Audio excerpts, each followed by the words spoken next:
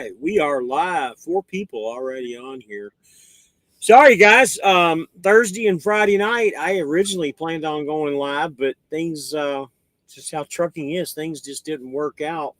Got a little tied up delivering some loads. Man, I tell you, I went home for 5 days and ran real hard for 2.5.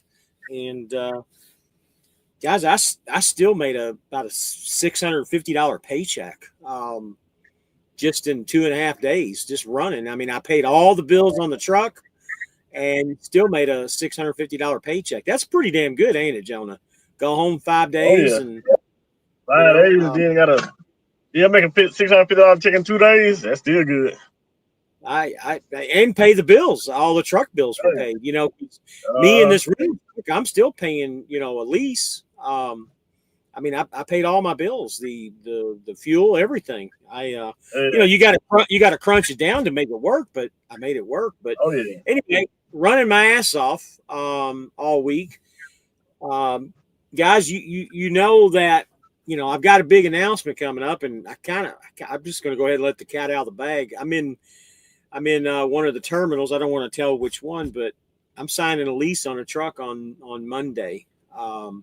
It's finally happening. It's finally coming. I'm going to show you guys.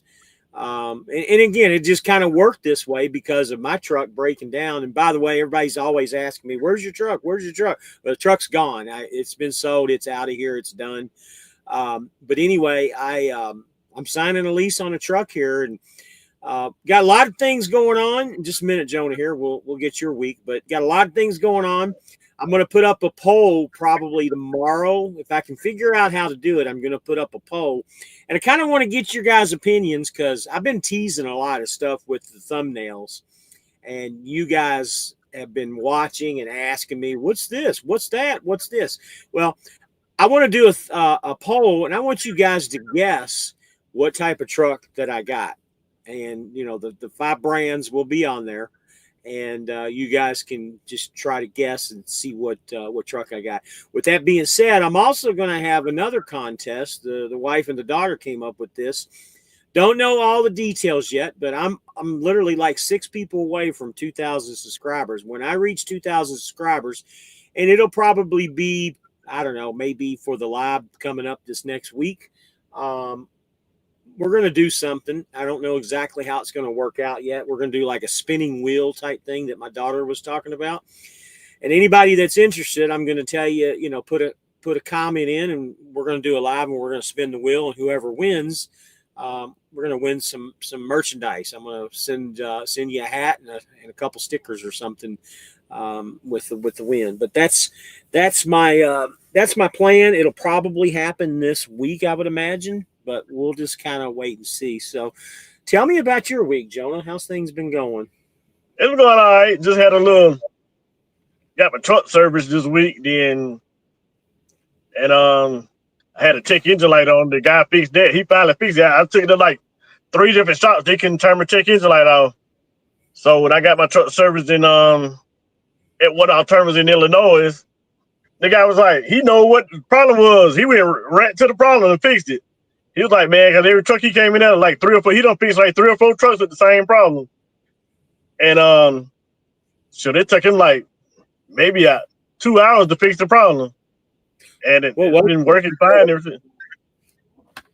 He had it kept throwing like codes up for the DPF, something with the DPF or whatever. And on these KWs, if the truck sit for a long time, my truck was sitting before I got it. And he was saying something was in the lines. You have to clean the lines out. It was like 3 lines he showed me on the back side of the turbo. And he took them out and cleaned it. Whatever he did to him, he said he cleaned them or something. And whatever he did to him, it fixed the problem. So I ain't the light off now. It's been off ever since. And that was like Tuesday when he did the service. So I ain't had no problem with my truck since then. Huh. And whatnot. That's interesting. Yeah. That's interesting. Cool. So how long were you in the shop? You never really said. Oh, he had it for like a day. Okay, so that wasn't too bad. Yeah. I got back the same day. Okay. Yeah. not too bad then. At least you weren't Yeah, down cause it too took long. him. Nah, he did the service. I had got there like that Monday afternoon, but he had to leave for some. Cause we had to like the shop. We got up there in Illinois. They got them like two mechanics, one for a trailer and one for trucks. And then he had to leave. He had to leave early Monday, so he couldn't do my service Monday. So I had to wait till Tuesday. He had my truck all day Tuesday before I got it back. Yeah. And then they finally gave me a load Wednesday from Illinois down to Tennessee. And then I went to Atlanta. And they did had me to go swap trailers with a driver. Somebody he ran out of hours and he was an hour away from where his delivery. I was like, man, you an hour from your delivery, and I had to go swap trailers with him and go deliver his load, then pick up the load I delivered this morning back up here in Ohio. I mean, it's been a pretty decent week so far. How are you paid, by mile or percentage at Dart? By mile. So how many miles you end up with this last week? Last week I had 2,600 miles last week. And then this week I probably have another 25, 26 this week. Okay. So that's about your average in 25, 26. Yeah, it's about our average over here. I get about 25. I think the highest I had was like 28. You're like 28. No, I had like 29 and some change. I think the highest a week I had. Yeah. Gotcha. What's going on, Drago? How are you tonight, bud?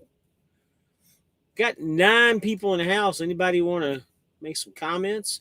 Oh, let's get some housekeeping stuff out of the way. Like, comment, subscribe, please. Need to get to that 2,000 here, hopefully this week. We'll get this contest going that we were talking about. Everything's all kind of falling into play. It's taken me a little bit longer to take care of what I needed to with this new truck. But it's all working out. I'm going to show you guys that you can lease a truck and make the payments and still make a decent living, and there's another thing that I'm going to add in too. I'm probably, when I reach the 2,000 mark, I'm probably going to take comments off of all my YouTube videos. Because quite frankly, the only reason anybody really needs to get a hold of me is for, if they want to come over or they want information about Swift. I'm really tired of reading some of the stupid comments. And again, it's not really stupid comments. People will comment and ask me about JB Hunt. Well, guess what? I haven't been JB Hunt in over a year. I don't even know what JB Hunt's like now. So I'm just getting to the point now to where I'm answering questions of stuff that was, 2 years ago, or I'm answering a stupid question from a troll. And I actually, believe it or not, I actually had a Swift driver this week that made some stupid comments, and I had to ban that person from the channel. So I'm at the point now to where I don't really want to ban anybody, and I don't want to read stupid comments. So I'm just taking the comments completely off. And I've always said I'm the most accessible person on YouTube. Phone number scrolling down at the bottom. You can call me, ask me anything you want to. If you want to call and bitch me out, you can call and bitch me out. I don't know how long I'll stay on the phone, but you can. Logan Harris. Hey, how's everyone doing today? We're doing great. You're doing great, aren't you, Jonah? I am. Oh yeah, I'm good. Okay. And Drago says, going good here. This is Mike. I need to figure change name. Okay. Mike. I'm trying to. Oh, Michael Hartman. Okay. Yeah. So you're Drago. Okay. I got you, Michael. If I'm wrong, tell me, man. I think you're Michael Hartman. So my boy Techno, I tried to get him to come on tonight. He's averaging 27 to 3,100 a week in miles. Guys, right now, oh, Michael Sage. I got you. I'm sorry. So it's Michael Sage. So I got like 3 Michaels and like 3 or 4 Jameses, and that's including me too. But anyway, I forgot where I was going to with it. Right now, the way the economy is, and again, the spot market, I don't look at the spot market anymore, but I just listen to what other guys say and what they hear on YouTube. And kind of conversate, and I just don't think it's really gotten back up to where it needs to be yet. I know it's up and down, up and down, up and down. One week it's good, one week it's bad. All I can tell you is right now we have consistent freight. I've always said the load board isn't perfect. Had another driver that put some false stuff out this past week on his channel. Showed some pictures of the load board with zeros everywhere, and he probably took that picture on a Sunday, or maybe, I don't know, and I don't really care, because I've always stated that the load board's not where it's at. It's a work in progress. Swift has always been a company to kind of do things slowly because they don't want to make any mistakes. I'm not defending Swift by any means at all. I'm just stating facts. Maybe someday the load board, will be somewhere. I don't know, but we'll see. I hate it when people put in stupid things that aren't true. So, and yet another James Thompson. I got you, buddy. So here's Evans Transports. Obviously, buddy, you don't read your comments. I told you to call me. I've got a lot of things I got to tell you about Swift, and I see a lot of the mistakes that you're making. I really want to help you out, so why don't you give me a ring? If you're up tonight, you can give me a call after the show, or you can call me tomorrow. I'm on a 34. I'd love to help you out, and I see a couple things that you're making mistakes with, and I think I can help you make a little bit more money than what you're doing, bud. And it's free. I'm not, obviously I don't charge for that information, but you're here. I'd love to help you out if you're wanting to call me. And he said the load board is definitely not accurate or something you should rely on. Absolutely. I've always said, don't come here just specifically for the load board.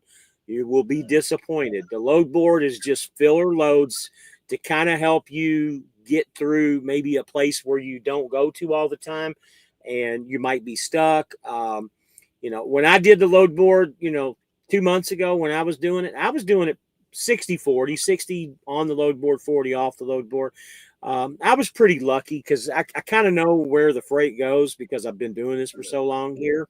I know where majority of that stuff is, and I've ran just about all those loads on the load board for the most part. But yeah, don't come here just specifically for that load board. And Aaron, it's probably gonna take a while. It's probably gonna take a while for that load board to get right. I say probably at least about another year. Well, and you know just as well as I do, man, that Swift has always been kind of on the slow round. It took forever to even get the load board. Other news too, guys, and I don't know if you guys caught the live with Michelle the other night, but I do have a guy on the 70% loads now. I'll have good information. We're going to bring him on, not this week, but the following Wednesday. We're going to bring him on, and we're going to talk about it. Kind of get his opinions. I've talked to him a couple times about what he's done this week. I don't want to go over anything right now because I want to save it for that video. A lot of guys are asking me about that. I think that'll be a good live when we bring Michelle back. So Aaron Evans said, "Oh, my YouTube hasn't said you commented on my channel. My bad, dude." Hey, no problem, man. YouTube is a very, very weird thing. It's been I guess it's been a couple weeks ago, and then I made another comment the other night on one of your latest videos. But my number's scrolling to bottom, man. Feel free to give me a call tonight. I don't have your number for some reason. I usually write those down, but me switching out trucks a couple times and stuff, it got misplaced. But give me a call, buddy. I'd love to give you some tips on what I've seen. 15 people in the house. This was just kind of a bonus live tonight. I try to do at least one a week. We did one with Michelle. I kind of thought I had an idea to put like 4 or 5 guys up, but at the last minute, guys cancel. And then I always have Mr. Reliable here, Jonah. Jonah's got about another 3.5 weeks or so, maybe 4 weeks, and he'll be coming back to Swift. So he's already a part of the gang, and he's answering and ready to come back and got everything ready to go. Have you decided what truck you're going to go for when you come back? No, not yet. Hopefully I know something probably about another 2 weeks or so. But you don't know what you want, what type of truck you want? I want if I come back, I'd probably get me a Freightliner. Oh, you're gonna get a Freightliner? Try to get a new one. Yeah, it'd probably be a new one. Tell her you want one of these owner operator Freightliners. That's what I've had the last two. Yeah. Actually, I've been in this truck 3 months, man. I looked it up. It was August the 12th, I believe, is when the truck broke down. And I've been in this truck. It's an owner op package, and it has leather interior. Doesn't have heated and cooled seats, but it's got leather interior, and it's got the windows in the back, and it's got the door on the driver's side. So what I'm going to do, guys, I know I'm doing a lot of talking here, but I'm excited. I got a lot of things going on. So what I'm going to end up doing, I'm gonna do a video probably this weekend and just kind of go over, the loaner program and the truck that I've been in, kind of show you the truck. Now, the truck's filthy. I'm not going to go inside and out, and I'm going to be switching stuff over to the other truck. Once I get that video shot, I'm probably going to release it. I might release it tomorrow, maybe Monday. I don't know. And then once I get into the new truck, sometime in the beginning of the week, I'm going to go over the new truck. And once again, it's going to be a brief thing because my plans are by Christmas to have the truck decaled and everything put on the truck that I want to. I'm doing one thing at a time when I go home. So I'm going home Thanksgiving, going to do a few things then. And then when I go home on Christmas, that's when my logos and stuff are going to be put on the truck. That's the plan. So I've kind of had to slow walk everything, and I've had to do a lot of other things. And that's that's just the steps that I got to go through. So don't get a Kenworth. It cost me $1,100 a couple weeks ago for a headlight assembly. Well, it was covered under warranty, but still $1,100.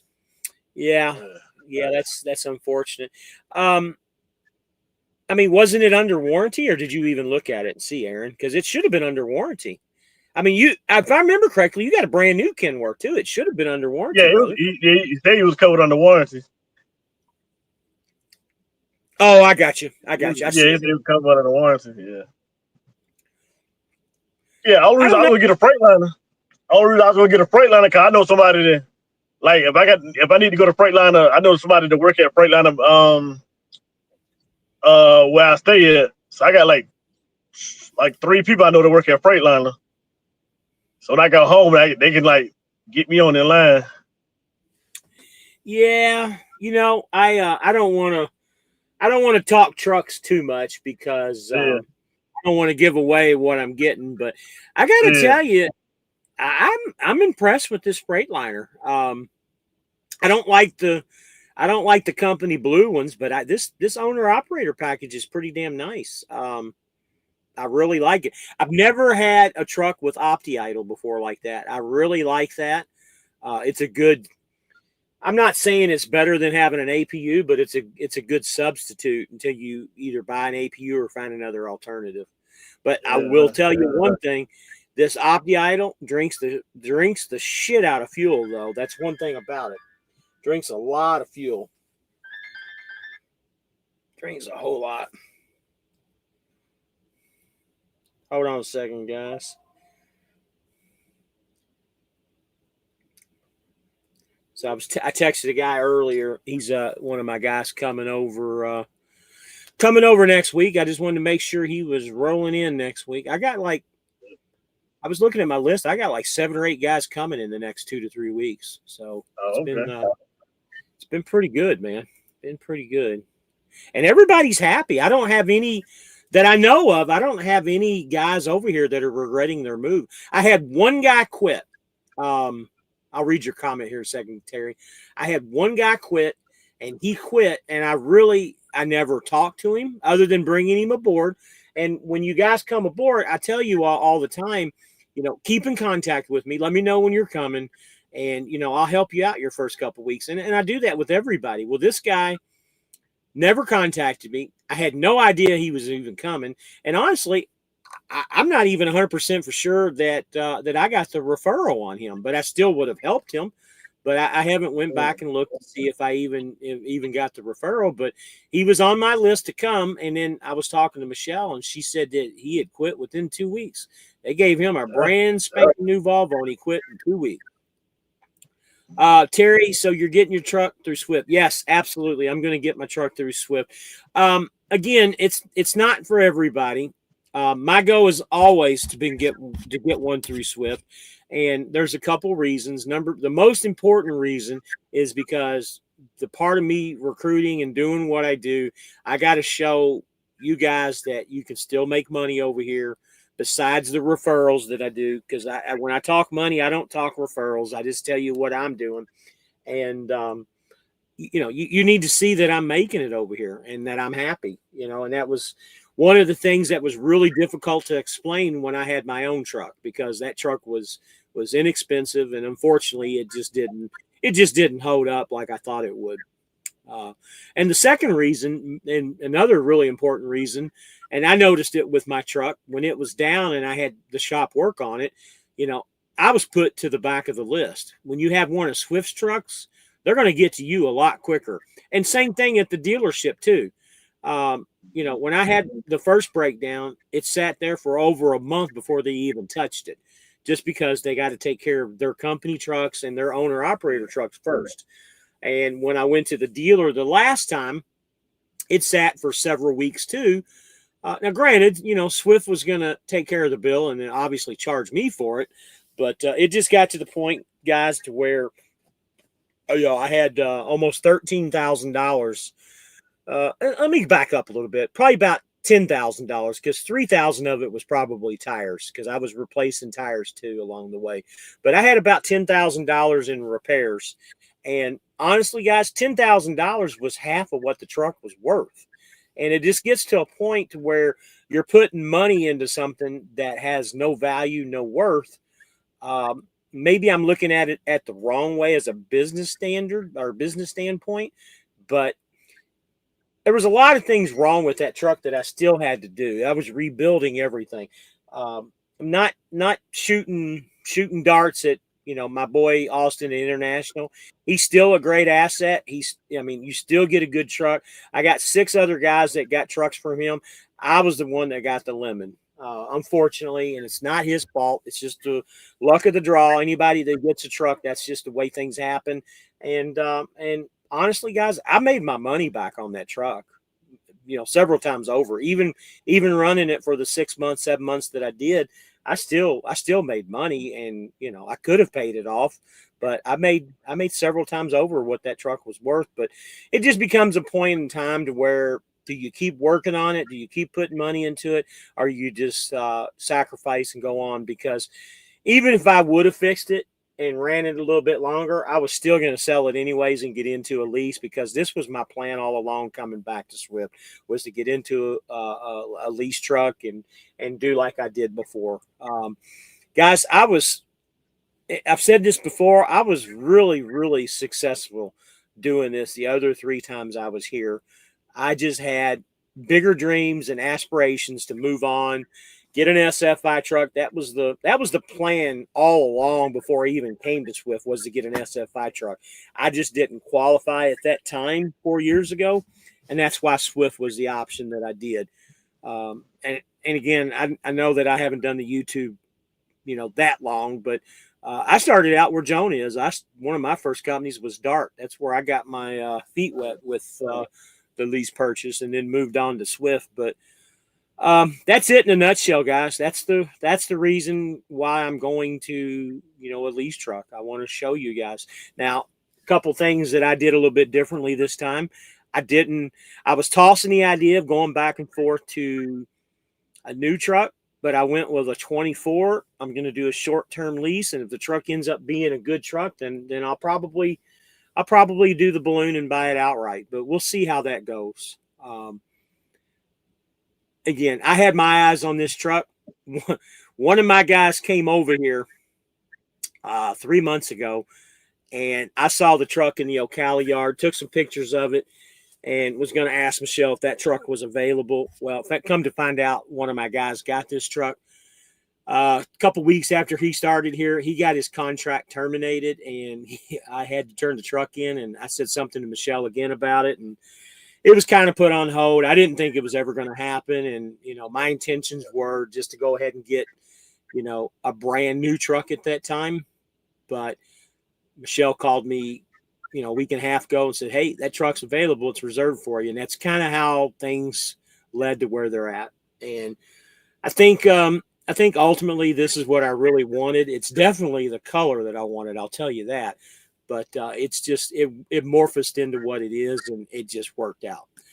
But that's going to be on my video that I'm going to do. I probably put a lot of the cat out of the bag on that, but you guys still don't know what I got, and we'll see. We'll see how things go.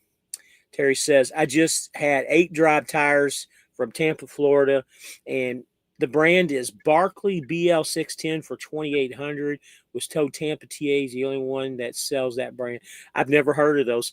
Well, I can tell you guys right now that my truck's got about 200,000 on it, and for some reason, I don't know why, I looked at it, like I said, 2 months ago because I had my eyes on it, and the tires appeared to be in, pretty decent shape, but it's got all new tires. All 10 tires have been replaced on this truck. Still has the nipples on the side and everything. They're brand new Bridgestones. So I got Bridgestones all the way around, which is what I like anyway. So that's awesome that I got those tires. So I won't have to worry about tires for a while. One of the first things that I'm going to do mechanically is I'm going to go see my boy in Jacksonville, MD Alignment. I need to put his information up in the description too, but I'm going to go see him in the next couple. Probably when I go home for Thanksgiving, I'm going to visit him and get the alignment done on this truck immediately because of these new tires. Yeah. And you guys need an alignment. He does a 3-axle alignment for about $350. I don't know if his prices went up. It was about a year ago when I had the blue truck done, but when he did the SFI truck, what a difference. What an absolute difference. All right. Evan says, I've been told when I was at Salt Lake City, they automatically put the new tires on those lease trucks before they put them out. Yes and no. That's not always true. If the tires are at a certain point, they don't replace them. That would just be throwing money away because sometimes, like that guy that had that brand new Volvo, he turned his truck in 2 weeks. Why would they replace his tires? Or even better yet, this truck's 6 months old. Why would they replace those tires? But I don't know if that's true or not, Evans. But I don't think it is. I've not been told anything differently. That would be you think about that though. That would be a big waste of money if they did that every time somebody turned in a truck. You know it? Unless they need to do it for the lease trucks and then use them tires for the company truck. They probably put them on company trucks. I'll use them as spares. Maybe you might be right. Who knows? Maybe he's got some information that we don't have. It might be true, Aaron. I don't know. I don't know that answer. Surprisingly, I'm surprised the wife isn't on here tonight. She's usually the one to pop up. All right, so guys, anybody got any questions about anything? I kind of wanted to just kind of do a little free-for-all live tonight, kind of a bonus live. That's what my Saturday night lives are about, a little bonus action. Is anybody live tonight that you know of? Nuh-uh. Is that why sometimes when I go live like this, there might be somebody else that's live. Let me see if anybody else is live tonight. I don't think anybody is. Yeah. Interesting. Well, I don't know about you, Jonah, but I am absolutely exhausted. Like I said, I ran my ass off the last few days just to make a little extra cash. Yeah, I've been rolling kind of hard these last couple of weeks. For the miles, I ain't been rolling that hard, but I had 2,600 miles, about 26 and some change last week. I'm trying to hit another 26, 27 this week, and before I go home and whatnot. So, off the topic a little bit, everybody knows that I'm the movie guy, the TV series guy, and stuff. There's a new TV show out called what's it called? Give me a second here. It's got Kim Kardashian in it. It's on Hulu, and the thing that I really want to talk about, it's called. See, All's Fair is the name of it. Now everybody's texting me, telling me, no, we can't go live tonight. All's Fair is the name of the show, and it's on Hulu. Well, the reason I'm talking about it, I just happened to pop it in. Everybody's, talking shit about this show, and I thought, well, let me take a look at it and see what it's about. Actually, Kim Kardashian, obviously she's gorgeous. Don't get me wrong, but she actually does a pretty good acting. This is really her first role that I've ever seen her act in, but that's besides the point. What I'm getting at is Jessica Simpson. You remember her? Oh yeah. Have you seen Jessica Simpson lately? I think I seen it on a post or something. I seen like the other day. How long ago was that? I mean, did she look different to you? Put it that way. It was like last couple of weeks. I knew like within like the last week or two. Dude, she has had so much plastic surgery that she's got the puffy lips, the smile that goes all the way up like the Joker. Her eyes are stretched out. Oh my God, she looks horrible. Absolutely horrible. And back in the day, man, she was very attractive, not much on blondes, but she was somewhat attractive at the time. And man, she has messed herself up. There's my boy Trey. What's up, guys? Another good week in the books. So that auto parts shit is pretty good, ain't it, buddy? I know it is. I'm gonna bring Jonah into the web here when he gets back. Yeah.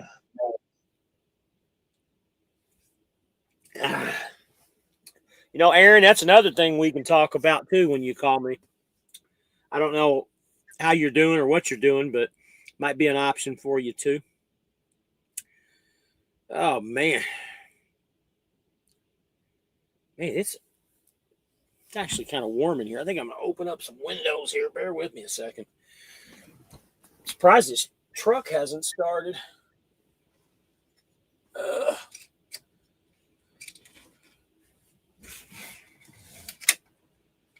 I hate these little windows. You know it. You had a Freightliner before, right? Had a what now? You've had Freightliners before, right? Yeah. Bitty ass windows. They roll up like house windows and shit. Yeah. All right. Let's see here what Trey said. So Trey said, "Oh wow, you had a good week. $29.99 take home after everything. That's good me. I don't know about everyone else, buddy. That's freaking awesome, dude. Oh yeah. I mean, you beat me a couple weeks ago. I had one of my biggest weeks that I ever had, and you beat me. Yeah. $29.99. Nothing to complain about on that, man." Mm-hmm. So Evans, let me read his comment here. I was thinking about getting on something dedicated. I know I've been talking with them doing a dedicated. Don't do Amazon. Don't do Amazon. You will regret it. I promise you. You need to get a hold of me. Speaking of which, Aaron, where do you live at? Who knows if it'll go through? Where do you live at, Aaron? You might not be able to come to what I'm doing if you live out somewhere out west or something. Mine is more of a kind of an East Coast thing. Yeah. You probably can get on some of that Walmart right now. Yeah, there's Kohl's and Walmart if they got a Kohl's account. Yeah. Costco's pretty good out west too. I know a lot of guys that run that. They got that Kroger dedicated shit out in Phoenix too. That one you can go home almost every night, I believe.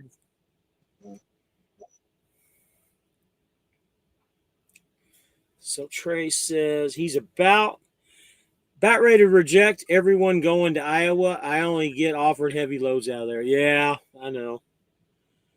So Aaron says, I live out west in Idaho, but I drive a lot in the Midwest. Well, how long do you stay out? I mean, if you stay out, 3-4 weeks, they might bring you onto this account.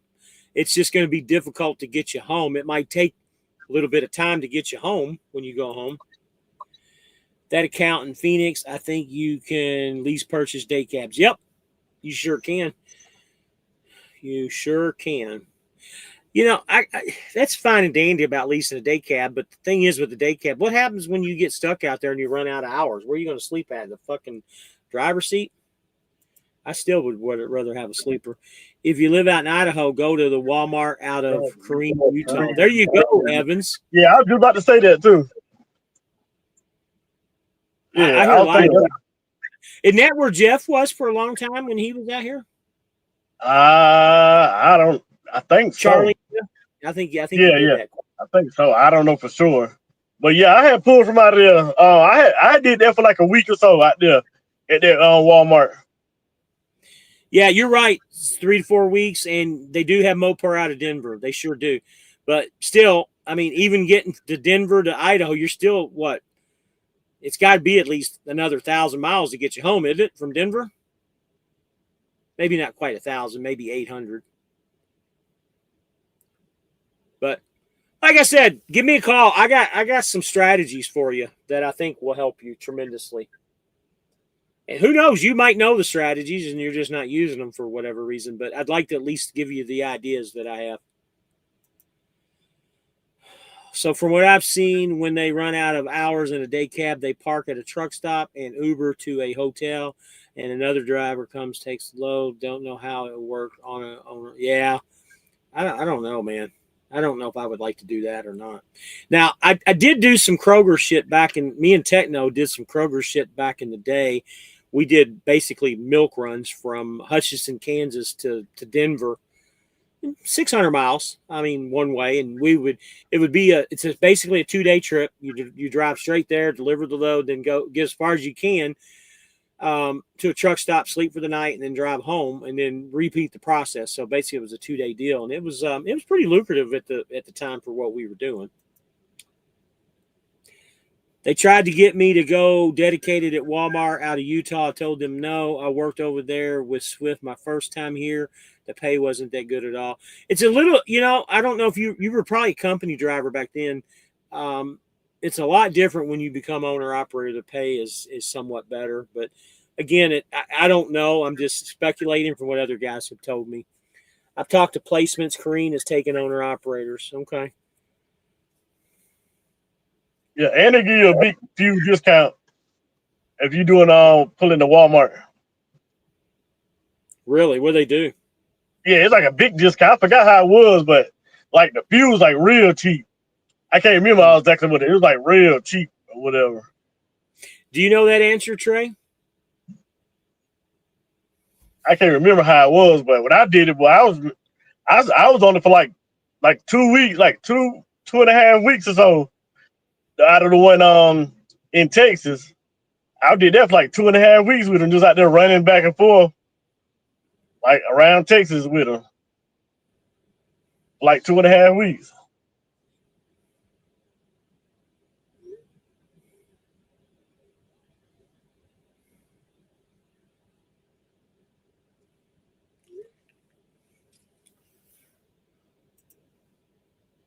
No, you don't know about it. Okay. Yeah. Yes, from Denver to Idaho is about 1,000 miles. Yeah, that's what I was thinking. I was just guessing, throwing numbers up. I've never done it unless I go up to Utah, but I don't want to go up there. Yeah, I'm summertime. I'll go up there in the summer, but definitely not in the winter. You want to get on the one here in Texas because it's somewhat close to me. Yeah, I don't blame you. So my guy Michael Shelton, he was on that Coles account out of Corsicana. It dried up this past week for some reason, and he started running Mopar with me. So if any of you guys want information about Coles, there you go. I don't know if that's a good option. Out of Texas, Corsicana, Texas. It dried up for him, and he called me, and I said, buddy, they just ain't taking anybody right now. But we put him in OTR, and it wasn't but a day or so. They called him and said, hey, you ready to do the auto stuff? And he's like, yeah. So literally within one day, he was doing auto parts.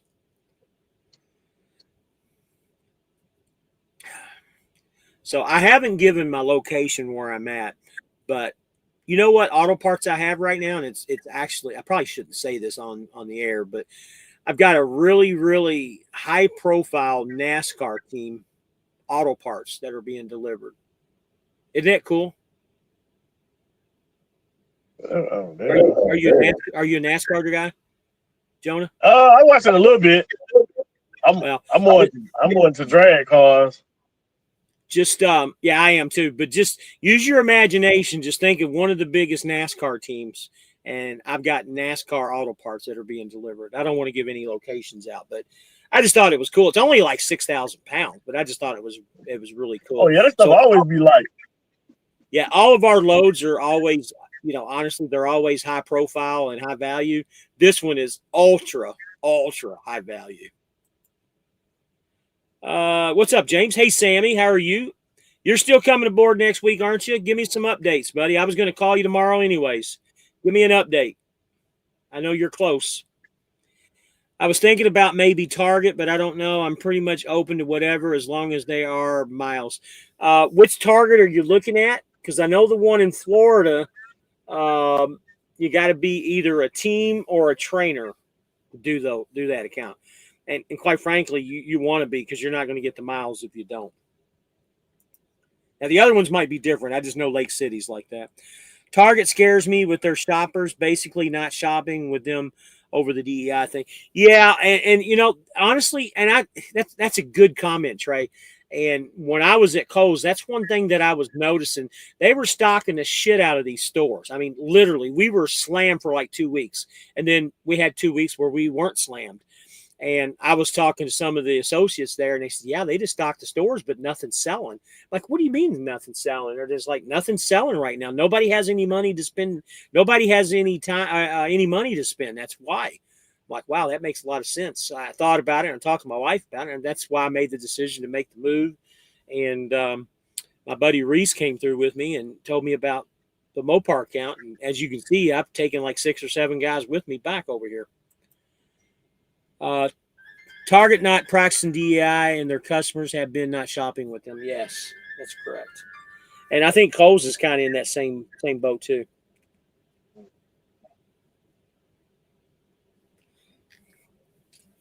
So Evan says, I was thinking about making Pueblo, Colorado Target, but I don't know.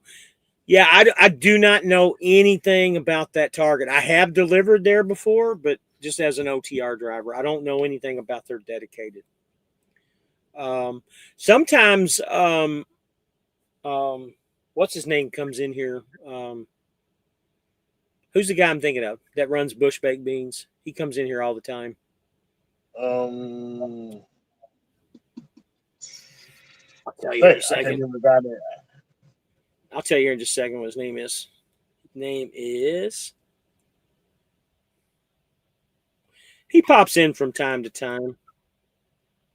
Where are you at?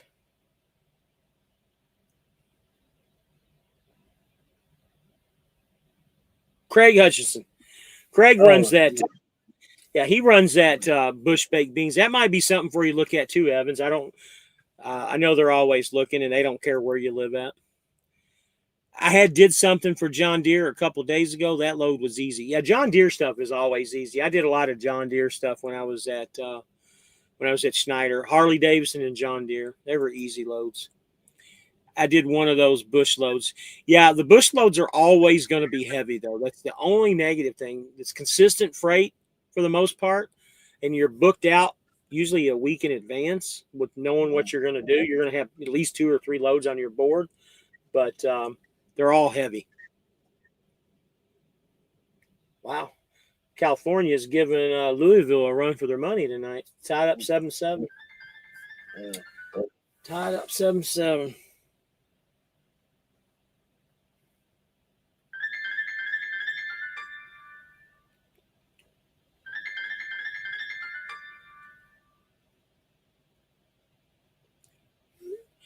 All right, Aaron, I got your number, buddy. Sounds good, Aaron. We'll talk tomorrow, buddy. You can call me anytime tomorrow. I'm definitely going to be up for football, so you can call me anytime you want to tomorrow. You think Mopar will offer percentage?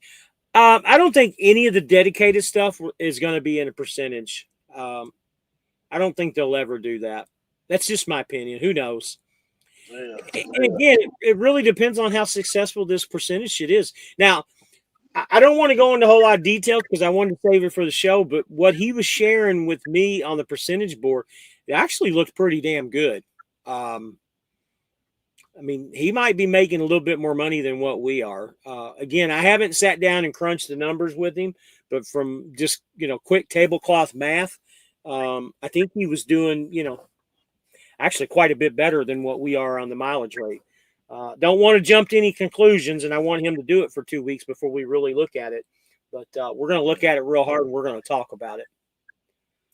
So bear with me, guys. We'll talk about it. Chris, what's going on, buddy? How are you? Glad to have you in tonight.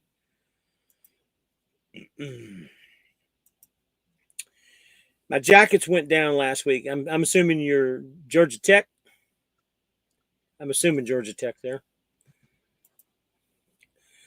They're saying over 500,000 CDLs are being taken off the roads. I think that number is quite a bit high. I don't know. I remember seeing something like 6,000 have been taken off the road so far, and that's just a drop in the bucket. Yeah, Georgia Tech. That's what I thought. I'm not saying you're wrong, Trey, but will we ever really know the truth? No. The government doesn't want us to know anything, and I'm not being Mr. Non-government guy here or anything, but right now there's so much shit going on everywhere, and nobody's telling us the truth with anything. Again, I'm not trying to make this a political show. Everybody knows where I lean, what I believe in. We've said it many, many times, but still, it doesn't matter what side you're on right now. It's just about doing the right thing and putting things together for the people. People are hurting. And, when you see, and again, we all know I'm a Trumpster. I always have been, but it bothers me when you see pictures on, Facebook and, you see them, on the news where they're eating fancy ass, big ass steak dinners that, are $200 to $300 a plate, if not more, $1,000 a plate. I mean, you got people out here that are starving and hurting. And anyway, those are the things that bother me. Me and the wife talk about that shit all the time. Speaking of the devil, she was texting me. She's on the live now. She was visiting neighbors across the street. How's the lighting look? Does the lighting look better tonight than it usually does on my end? Yeah. Okay. I don't look like a ghost or anything. Yeah, I got a piece of light in my truck. So I don't know what it is. I bought one of those, or my wife bought me one of those ring lights, and it seems to be working. I got the TV on over here next to me because I'm watching the Louisville game at the same time. But anyway, guys, those are the things that I have issues with. I'm not saying Trump's doing anything wrong, but something needs to happen. Dividend checks.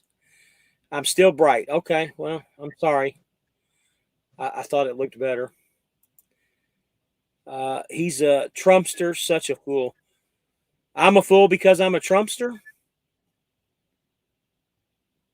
Or Trump's a fool?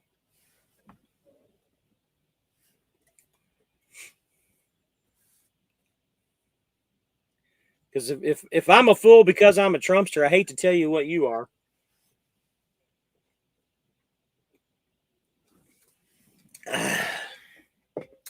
Might have us another troll in here tonight. It's always nice to have a troll. They call everyone names.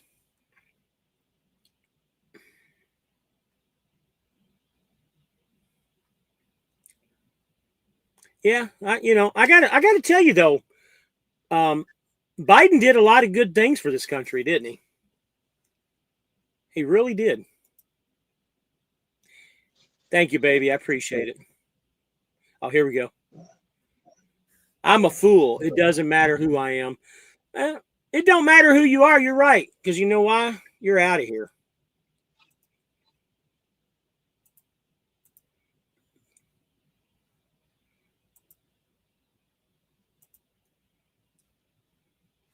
Later, dude. And I didn't do that just because of the political comments. You're calling me a fool. So you're on my channel. I'm no fool. The Broncos are on a row. Yeah, Justin usually is on here. Justin Burgers, he's a big time Broncos fan. And yeah, the Broncos look very good. They look very good.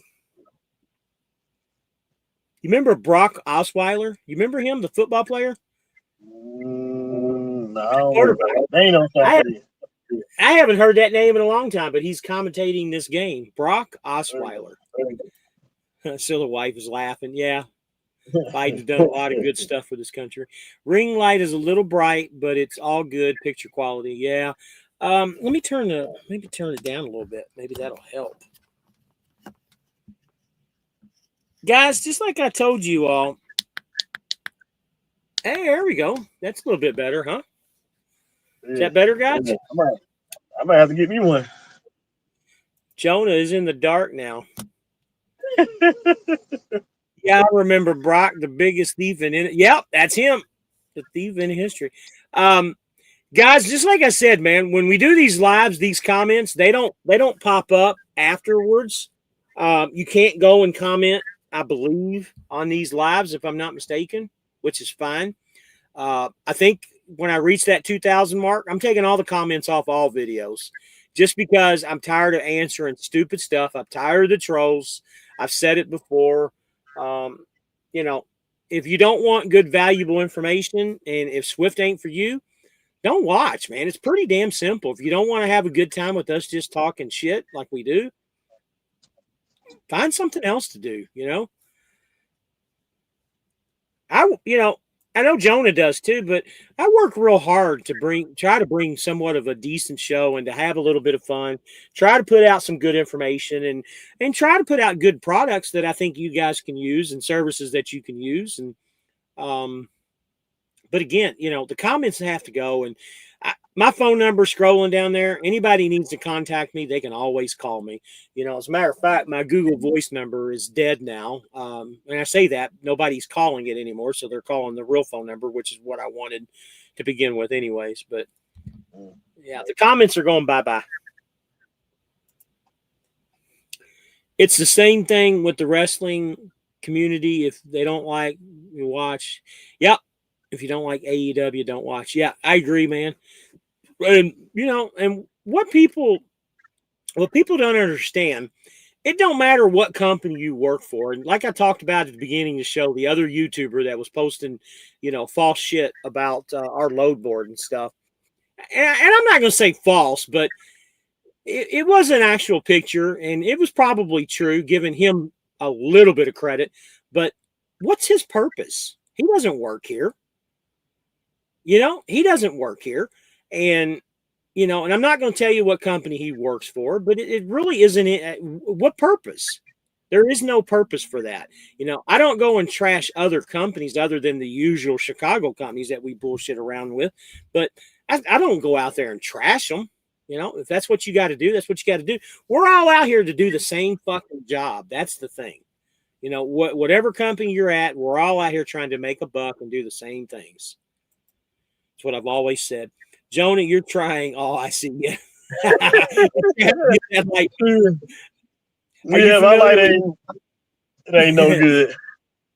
Are you familiar with any dedicated lanes out of the Tampa area? I know there's a terminal in Ocala about 60 miles from me.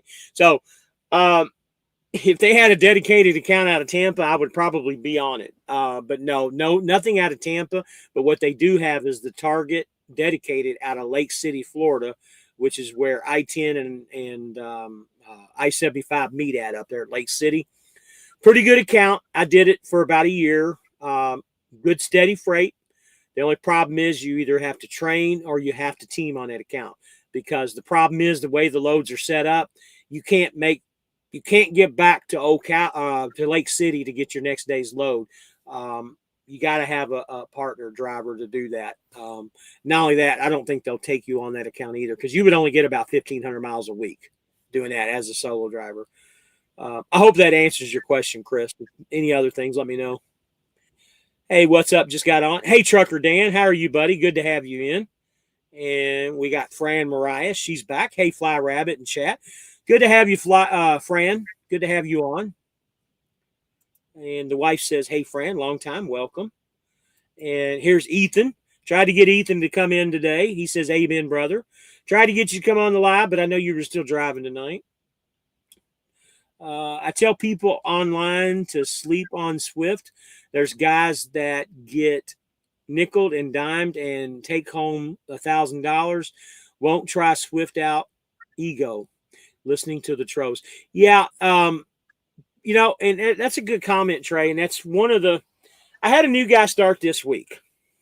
And I'll go through this a little bit. It's actually a good story. Had a guy start this week. Been talking to him for about maybe a little bit over a month. And he's going to be the one that's going to come in and talk about the 70% here in a couple weeks. And I was kind of rushing him to get the load because he came in on a Monday, got a load on Tuesday, and the load, was one of those loads that, deadline was between Wednesday and Thursday. And I told him, if you get that load delivered Thursday, and it was 800 miles or so. And I tried to rush him to get that load delivered before midnight on Wednesday, which he did. And he did everything he could to make it happen. But the problem was once he got there, it was chewy in Ocala. And I told him to take that Florida load. And the reason I told him to take that Florida load, because he's on the percentage, it paid him a nice chunk of money going from wherever he was. I can't remember where he was, going into Ocala, Florida. So he made him a nice little paycheck, and he thanked me for that. And I told him, I said, if you get that thing delivered before midnight, you're going to be good. Well, when he gets to Chewy, they're stocked up with product. They wouldn't take the trailer. Said, you're going to just have to come back tomorrow. And just me knowing what I know, and anybody who's ever worked for Swift, there's always a way around something. So what we end up doing is, I told him, I said, call customer service. Let's get that load T-called in Ocala, because he had another load to pick up on Thursday morning at 8 a.m. anyways. Call them. Let's get that damn thing T-called. Somebody else can take that load tomorrow when they have more room for inventory. That's exactly what they did. Guess what? T-calls are automatically paid. You know that. So he got T-called. He got paid. It worked out. And he said, James, if I didn't have you, I would have never known that, And there's a lot of things that, working here for so long, the little secrets and the little things that you can get away with and things you can't get away with. So it worked out really well for him. I see your friend is acting a fool on YouTube. He got a hold of a load board that's dead. What an idiot to think the load board always looks like. Yeah, we were talking about that a little bit earlier, Fran. Again, I'm not saying that he posted up something false, but he took a picture of it when it was on a Sunday or something like that. I've never given the load board 100%. I've always told you guys it still needs a lot of work, but again, what's his purpose of even putting that up there? There's no reason for him to put it up there. He does not work here any longer. It doesn't make any sense. We're not talking trash about the company that he works at, even though I think his company is trash, but I don't talk about it. I don't say anything about it because it's none of my business, because I don't work there. I stay in my lane. And that's kind of what he needs to do too. He needs to stay in his lane. Yeah, I'm in Lando Lakes, buddy. Me and the wife, we're from that area. Well, actually St. Petersburg more so, but if you're in that Tampa Bay area, man, you're from all over it. So I think the Tampa Bay area is somewhere like 7-8 million, if I'm not mistaken, but, it's a very, very big area when you count Bradenton and St. Pete and Tampa and all those little cities up there. And even if you really want to go into Citrus County too, and Hernando and Citrus, there's a lot of people that live in that area, and it's an awesome area to live at. Ain't that the name of some butter too? It is. That's where it all comes from. Right. Yep. Yeah, I gotta figure that. Yeah. You also have Zephyr Hills is where the water comes from. Zephyr Hills water. Yeah. The city is Zephyr Hills. But me and the wife, we're both ex St. Petersburg cops, so we're very familiar with that area. And Fran's telling the wife hello. Thank you, Fran. Exactly was T-called mean, sir. So T-called is basically you're dropping the load at a terminal so another driver can deliver it the next day or whenever it gets rescheduled. It's an automatic delivery. And that's why they call it T-call, because it's an automatic. Even though the driver's not going to technically deliver it, he's still going to get paid on the miles that he drove, and another driver will take it the next day or whenever it's rescheduled, basically, in a nutshell. He wants everyone to go to his company, which is the second go around, so it can be all that, because he wouldn't have left the first time? Well, honestly, in his defense, the first time he was there, they don't have company drivers, but he worked for another driver in his truck. But yeah, you are right into a sense. He just, I mean, again, I don't really want to get into it too much, but I just thought it was very, very tasteless, in my opinion, of him posting that. And quite frankly, guys, I'm just going to be honest with you. He posted it because of what I'm doing over here at Swift.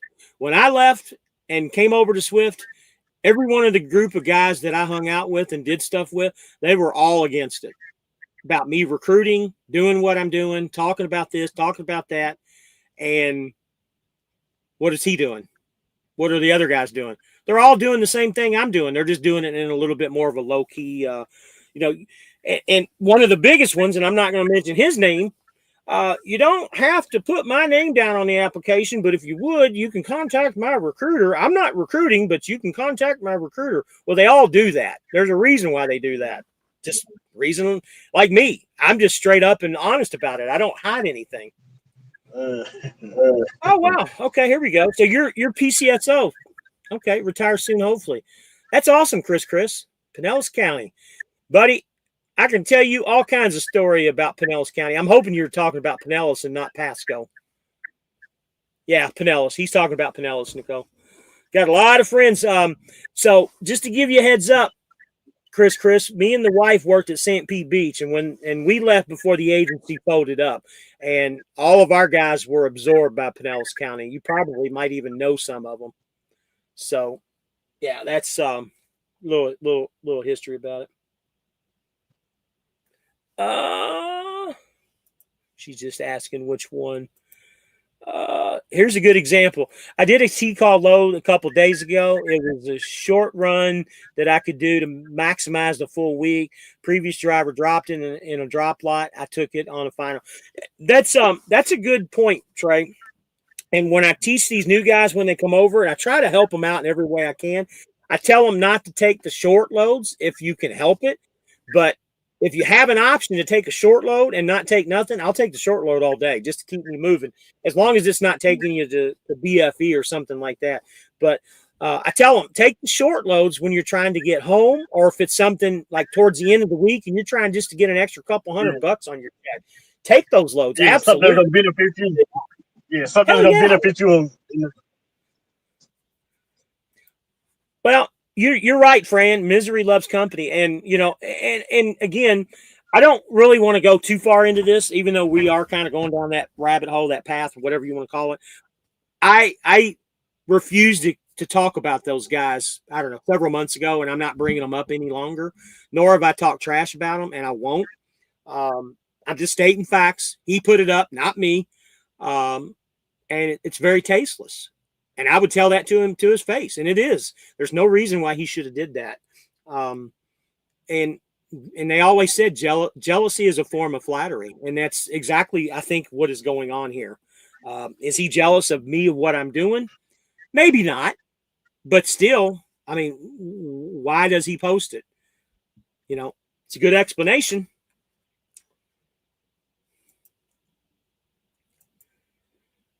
Exactly, Fran. Sad, miserable, jealous people, they need a hug. Huggy. So, Chris, are you looking to get into trucking when you retire? Is that what you're looking at? Is that why you're watching us, or you just happen to run across us tonight? Because I'll tell you, the trucking business is a lot like being a police officer in a roundabout way. There's a lot of times, we've all, I mean, you're a cop, there's been some calls you've been on. Sometimes some pretty bad calls when it, when somebody has died, even to where you're calling your wife saying, yeah, guess what? I'm not going to be home for several hours. Well, it's kind of this way too with trucking. There's times when you're not able to get home. He ain't making no money over there. Yeah, I kind of had that feeling. He doesn't post a whole lot of video. None of these guys post a whole lot of videos anymore. And you can see the struggles. And when I came back to Swift, for a couple reasons. Like I've always said, I needed something consistent. I needed something steady. I always made money at Swift. I thought I could make not even talking about the recruiting. This wasn't even a part of anything when I first came back. Without the recruiting, I knew that I could make money over here. I always did. I always had a lease truck, and I knew the pattern. I knew what I could do. These guys at these other companies that I used to have on and stuff, you can watch all their videos that they do. They all have a little bit of struggle in every one of them with whatever it is they're doing. It might be just something as simple as sitting on a live load for a day and a half or 6 hours or whatever. Fran, you know it just as well. Joni, you know it. When you're at Swift, we don't have those kind of days where we're sitting. Almost everything we do is drop and hook, and that's where the money's at. I mean, and Aaron, if you're still on here, that's why I told you to stay away from Amazon. Amazon is one of the loads that I've taken since I've been back. I sat for a day and a half on that load, and finally I called them and said, "Hey, where can I take this load to? Because they're not taking the load, and I'm out of here. You can do whatever you want to with it. I don't care if you pay me on it or not. I spent a day here, and I'm not spending another minute here." And that's pretty much what happened. But they did pay me on it, obviously, for that. We end up calling that one. But don't get involved with Amazon crap. I know there's a lot of people on here that has good luck with Amazon. Not me. I don't suggest it. Oh man. Every day, man, I lose my voice. I've been talking on the phone all day, and now I'm doing a show. Yes, been thinking about it for years as my retirement is extra money. So, Chris, don't believe all the bullshit that you hear about truck driving. I made money every year, and Joni can attest. Fran can probably say too. When we're at Swift, we made money through the shittiest, most difficult times in trucking. And when it turns around, we're still going to be making money. So don't believe all the hype. If you have any interest in Swift, by all means, give me a ring. I'll be more than happy to walk you through everything, explain everything to you, and help you if you decide you want to come here. No pressure about anything. My number's always here. I'm one of the easiest guys to get a hold of. Extra money, extra headache from what I hear, though. It just depends. I mean, what you get. Right now, what I'm doing the auto parts, I have zero stress. I have zero headaches, and my driver leader takes care of everything. I mean, it has been a complete 180 on this account that I'm on. And I'm not saying that I had issues with Swift. It's just, like I've always said, my nemesis at Swift, and I think pretty much everybody here can say the same thing, is the damn planners. Who are you talking about, Rabbit? Yeah, I'm not going to go into that, Michael. All you got to do is just go back and watch some of my old shows from 6 months ago, and you can kind of figure it out. And please don't post it on here. I'm not trying not to give anybody any credit. 6 subs away from 2,000. Yeah, we talked about that earlier, darling. We're going to give away some Fly Rabbit merch. We're going to do something special. The wife knows about it. We're putting it together. When I reach 2,000, I got a feeling it'll probably be sometime this week. Maybe Thursday's live we'll do it, but we're gonna have a special giveaway. And I don't know who caught the live earlier on, but I kind of let the cat out of the bag. I'm getting a new truck, not brand new, but a used truck, and I'm at a terminal. Going to get it on Monday morning. I'm going to do a little talk about the loaner truck program. The truck that I've been in for the last 3 months, been very solid. 22 Freightliner, got $500,000 on it. But man, this truck is solid. Not a Freightliner fan. So I was going to do a couple things. I was going to do a video about that, and then I was going to do a video about my new truck. And they'll be kind of simultaneous. One video one day, one video the next day. And I was wanting to do a poll. If I can figure out how to do it either tonight or in the morning, I'm going to do a poll. I want you guys to guess what brand of one of the 5 brands that we have here at Swift. I want you to guess what I got. I think it'd be kind of fun. And Fran says exactly. Yep, that's exactly right. I saw a post from 18 that was a bit weird. Yep. Some of those guys are getting loads where it takes 17 hours because the load is not ready. Yep, that's it. Well, that's it. They weren't ready to take my load. That was what the problem was. So, Michael, Yeah, it was really weird, and that's what we were talking about. There was no reason. It was little tasteless. So Amazon, okay, they pay good when they cancel. Also, yeah, I like I said, I got paid on that load. It's okay, but so Rig Pig, I'm selling the Fly Rabbit hats, but if you want to try the contest on when we do it, just keep an eye on stuff. Um, but I'm selling the hats, kind of like the hat that I got on. I've got several different colors. This is actually blue. It looks kind of gray, but it's kind of a navy blue. I've got several to choose from. I got some pink hats for the ladies. The wife has all that at the house. What's that, bud? Yeah, I meant to tell you I needed one earlier when I seen you. I'll put one in the truck, and I'm going to put some in the truck to have to sell to guys when I see them. But Yeah. you can, I mean, if you want to, well, I mean, I'll get with you later, and I'll tell you how to get one. The wife takes care of all that. Okay. I've been meaning to get one for the longest. You are going to always make money at Swift if you're willing to work. Absolutely. And that's one of the things that I tell the guys. You know, there's several ways to get money here. You just got to figure it out. And the biggest thing about making money at Swift is where you can save your money when it comes to fuel and other things. That's how you make money here. I think you can agree to that, Fran. Rig Pig, keep a watch on a future post. Yep, it's about the giveaway. Planners can be a pain. You have to worry about them soon enough. AI is going to take their jobs. Yeah, I got to tell you the truth. I don't know if sometimes the devil you know is better than the devil you don't know. I'm not a big fan of AI. I know a lot of you younger crowd likes the AI stuff. I don't know if I like that idea with AI taking over that. I feel you, Fran. I think we're headed that way too, but I hope we're not headed that way. I don't think it's going to be good. I feel like I owe you a giveaway for putting me on this account, buddy. Trey, you don't owe me shit, buddy. You're a good guy and you deserve it. Okay, thank you, ma'am. So Rig Pig, phone numbers, crossing down there at the bottom. If you want one, give me a ring tomorrow, Monday, whenever, and I'll tell you what I got and kind of give you some prices. And she's giving Trace kind of a kudos. Yeah, Trey's a good guy. He deserves it. If I come to Swift, I'll reference you for sure. You're a good representative. Thank you, Chris. I really appreciate it. I try to be honest. I try not to, do the same bullshit that everybody else does. And I try to do good things. Because I think here's the thing, and everybody that comes over here, and I try to help them out for the first couple of weeks, sometimes a little bit longer if they need it. Because my thing is, if they're not making money over here, if they're not making what I tell them that they can make, then I don't feel like I'm a good representative, and they'll just end up quitting, and then they'll trash me. And that's not what I want. So everybody that's over here is making more money than what I told them that they would make, because I kind of lowballed it a little bit. Because I know what you can do over here. As long as you're a worker, you can make well over what I say that you can make.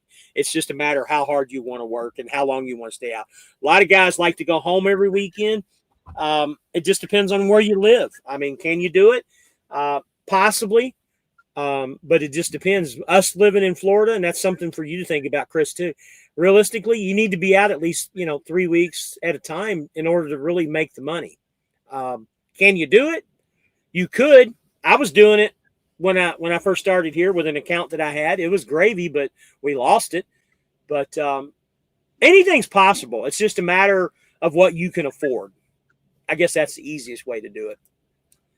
Rig Pig. When I didn't win, because I never do, could I just buy? You could absolutely buy one. Absolutely. That's what I said, Rig Pig. Just give me a call tomorrow, man. And I mean, I don't think they're unreasonably priced. Remind me again, Nicole, how much are they? That means a lot, Chris. Thank you. The blue line goes far for my friend. Yes, absolutely. But, yeah, I'll pull you under my wings, Chris, when you decide to do it. Just keep my number. Yes, you can, Rig, get with James. Yep, I'll be more than happy to hook you up. What's the price on the hats, Nicole? I'm curious. I can't remember.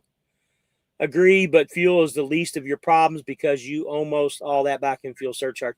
Yeah, I agree with you, Fran. But if you're really smart with your fuel buying, you might make money off of the fuel surcharge too.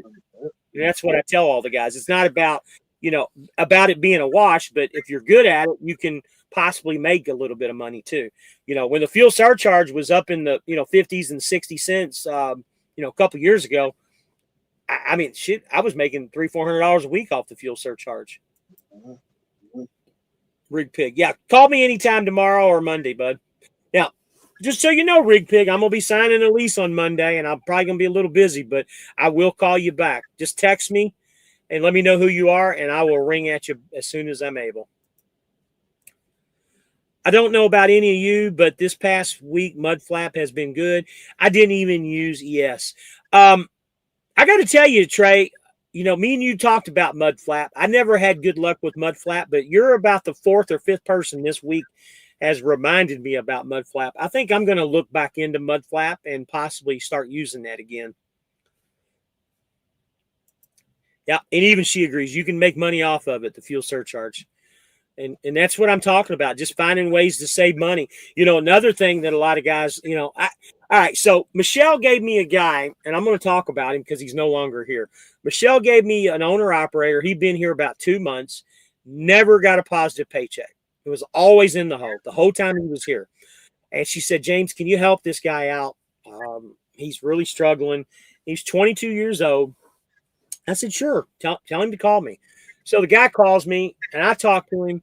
And when I talk to him, he's $4,200 in the hole. I'm like, okay, that's going to be a little bit of a struggle, but let's see what we can do. And I told him straight up, I said, just be prepared. It's going to take you about 2 or 3 weeks, and you got to do exactly what I'm telling you. Well, I had him out of the hole in a week. Somehow or another, I had him out. Well, let's put it this way. Almost out of the hole. I think he had like a negative 120 something check the following week. It was a negative check, obviously. But the following week, I had him out of the hole in 2 weeks where he was going to be making money. The sumbitch fucking quit. He quit. But the problem that he was doing is exactly what we're talking about. He was driving 70 miles an hour because that's what the trucks are governed at. He was driving 70 miles an hour everywhere he went to. There were several times that he had to take off through the times that I was helping him. He had to go see his girlfriend, in Indianapolis. He took the weekend off to do that, which you both know, and I know, when you're running, and he didn't take any loads. He bobtailed up there. And then he needed to take off Halloween, and which he wasn't even here. He just told me all the different things that he had to have and he had to do. Well, when you're $4,200 in the hole, I don't know about you. I'm working my ass off to get myself out of the hole. Yeah. And that's why just I had to let it be that far in the hole. Yeah. Well, that's what I was just going to say. The only time I've ever been in the hole here is when I first started, the very first week I started. And I started on a Tuesday. And that's why I got in the hole, because of the cutoff on Wednesday. I didn't have a chance to get any loads turned in. Every other week, I've been positive. Every week. Like this past week, I said I went home for 5 days. I still got a $650 paycheck. Yeah. He must have had no kids in that. No, he didn't have anything, just a girlfriend. And I don't even know what type of girlfriend she was. I don't know if it was really his girlfriend or just somebody he wanted to go see. Probably somebody he wanted to go see.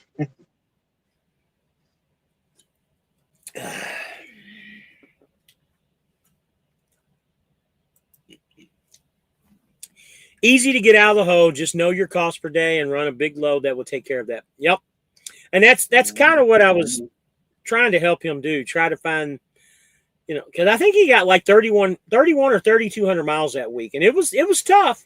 But even with him going to see his girlfriend, we still got him 3,200 miles that week. And he like I said, $120. That's pretty damn good in 2 weeks. That was a struggle. That was a struggle, but we got it done. I was in the hole the first week, but I was taking some weeks off. Didn't realize Swift had me at 100% onboarded when I was off. Yeah, that's one thing that Swift likes to do is they don't like to communicate with these type of things. I had another driver that kind of fell in that same thing, but again, it's easy to work out because you don't have a truck payment your first couple of weeks. Chris says, for all the videos out here on YouTube, the creators bitching the most are the ones that seem to have no business sense, don't have common sense, or want to be home every weekend. So, Chris, to kind of give you're absolutely right. And one of the easiest things, and I've talked about it, one of the easiest things to make money is to make money here at Swift. I left Swift in February of 2024, last year. Yeah, last year, February. And my thing was, I thought I knew everything. I'll be the first one to admit, thought I knew everything. Wanted to go to get an SFI truck, which is Schneider Finance. Get a brand new truck, run the load board. Worst mistake I ever made. I had to stay with Schneider for 3 months. Schneider wasn't a bad company. They're a lot like Swift in a lot of ways. But in reality, $2,200 to $2,300, that's about all you can really make it at Schneider in today's market. Now, I know it's a lot worse now. A lot of guys are leaving, but I had no issues with Schneider. I made money at Schneider, but when I left and went to F2F, down. I still made money, but not a lot. It cost me a little bit of money. I was there for about a month, and I went back to Schneider. Let's see, did I go back to Schneider? Yeah, I went back to Schneider again after that. Once again, Schneider wasn't a bad company. I had problems with them, when I would go home. That was my biggest problem. When I would PC home, their rules were you could PC home. You just got to drop the trailer. You can't be attached to the load. No problem. All you got to do is call in, have the trailer detached from your truck, go home PC. As long as you have hours on your 14, you're good. Did it every single time. Every single time I did it, they would call me and said, hey, you ran PC illegal. No, I didn't. Well, you had a trailer attached to you. No, I didn't. Well, yeah, you did. I said, no, go back and listen to the phone call. And it was always weekends, because I would go home Friday, Saturday, and it'd be after hours. And I said, go listen to the phone conversation that I had with dispatch. And they'd go back and listen. Yeah, you're right. We apologize. Well, this happened 3 times. And on the 3rd time, I said, I'm tired of being overwatched. I said, I love Schneider. Schneider's a great company. You guys and they really do care about their drivers, but their overreach is a little bit too much. They just need to let the drivers do their job and run to it. They had a strict rule about cell phone policy. Can't have any Bluetooth devices in their cab at all. I don't care what it is. It could be a fucking mini speaker. They'll terminate your contract if they see it, find it. So you had to be very careful when you pulled into a yard that you didn't, have a device on your head or something. And you also had to wear a vest when you were out in the yard. So there was a lot of things that was going on. And again, not that they are a bad company, but that's it. Somebody's texting me.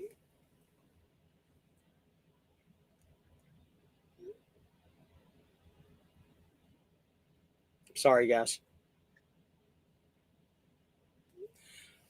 Let me read some of these comments.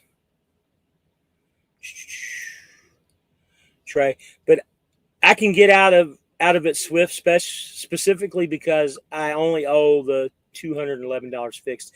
Yeah, that's the good thing. That's all I ever owed too. I'm trying to remember what mine was. I think mine was $75. Is there a UFC fight tonight? I don't even know. Let me double check here and make sure. Hang on, guys. My buddy's asking me about the UFC fight. Bear with me.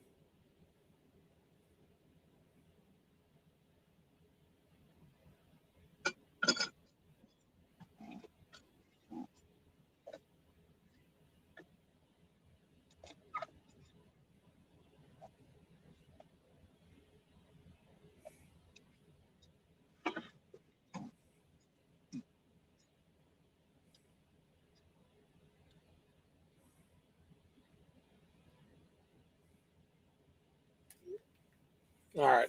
Get back to these comments. I'm sorry, guys. Example, if you need $200 a day, then you've been off for 3 days. Don't let them give you a 400-mile load if you need it 600 plus. That's actually a good way to think about it. I've never really thought about it like that. I usually just I don't really.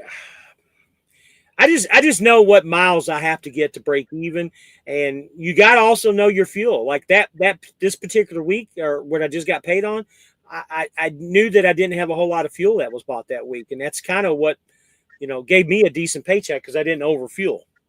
But yeah, you're right. You got to know what you got to make. Yeah. Well, it ain't me texting. Yeah, it's Michael Goss that's texting me, trying to find the UFC fight, baby. He knows that I go live quite a bit at this time period, but it's all good. Yeah, Rig Pig, I know that UFC fights are every week, but the one for this week is already, I think there's one fight left. It was an afternoon fight. Next week is the big one. I will say this. I think the drivers that are acting up should be micromanaged, especially the owner-operators. I will say the one thing that gets me is going out of the terminals here at Swift. Yeah, you talking about having the locks on the trailers? Yeah, you know what? It's their reputation, guys, and you really want to have a lock on the trailer when you're out in the wild, anyways. It's just my opinion, and I'm not being Mr. Company guy, but you should have a lock on your trailer if that's what you're talking about, Trey. Oh my God, if that was me asking you in the live, well, you wouldn't hear from me tonight like that because I'm not in the mood to really go after anybody. I'm in a mellow yellow mood, if you know what I mean. Don't say anything about that. Having to wait for Memphis to open. Buddy, you know what? It's not just Memphis because if you've noticed, all the security people that opens the gates, they're all out of Memphis. Either Memphis or Phoenix are the two terminals where they open the gates at, just to give you a heads up. What's this? PPV once a month generally. What's that mean, I wonder? Oh, pay-per-view once a month generally. Yeah, the big pay-per-view fight is next week.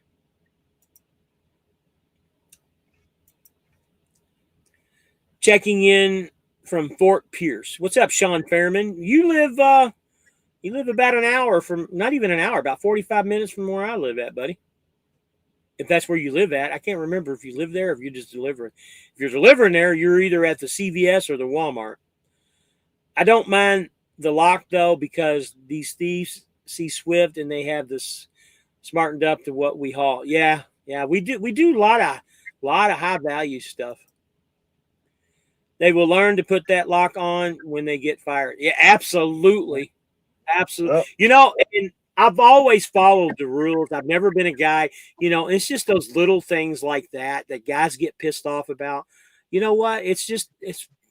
I mean, how long does it take you to put a lock on a trailer, dude?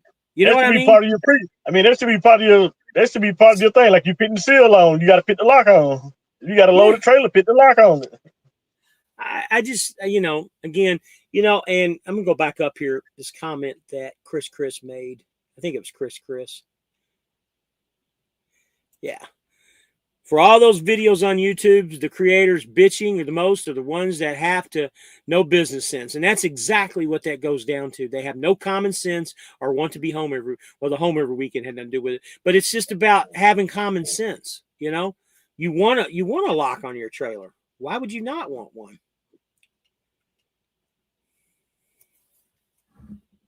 All right, let me see if I can find this fight. I don't know if it's even on here.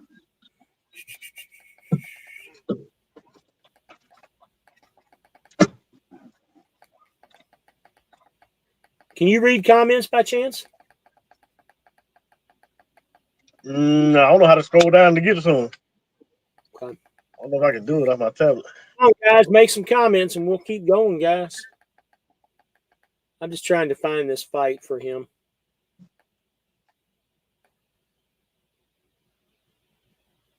Where's this fight at?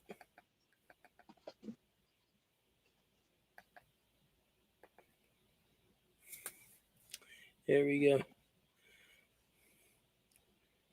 Fran Mariah.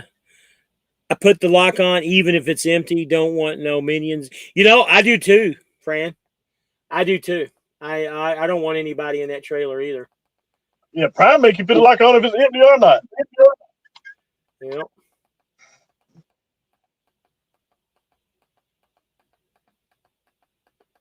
Wow. I guess the fight. I guess they. Oh, you know what? It's on ESPN Plus.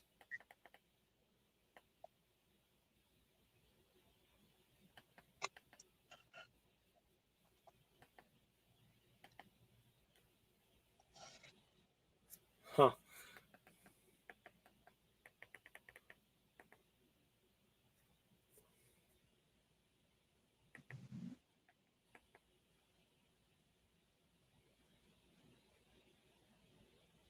Yeah, those are all old fights. It's all good. I don't think I can find it quick enough. All right, so back to the comments. Don't a good old bolt cutter cut the crappy locks anyways? I agree with locking, but it's not really about that, darling. It's more about just saying you can honestly say that you had a lock on there because that's what they require and that's what they want you to do. You can always say, and they can, if any investigator comes and sees, they can see because they're going to leave the lock behind. You say, I had the damn thing locked. It's just I know it's a false sense of security, just like a gated community at a house, but again, it's what they ask. I don't play about that lock. The load and empty calls remind you to put them on. Pre-trip trail. Yep, absolutely. That's what me and Jonah was just talking about. It's funny seeing teams struggle versus Navy when they run 90% of their plays. Yeah. You know, that's actually, I never really thought about that, but that's true. They do run quite a few of their same plays. I think warlocks are better locks to have. Can be, but you know what? And I actually had a generic lock, and I actually had a better lock than the Ambloy locks that they, I forget what brand it was. And they made me go buy an Embloy lock that Swift has.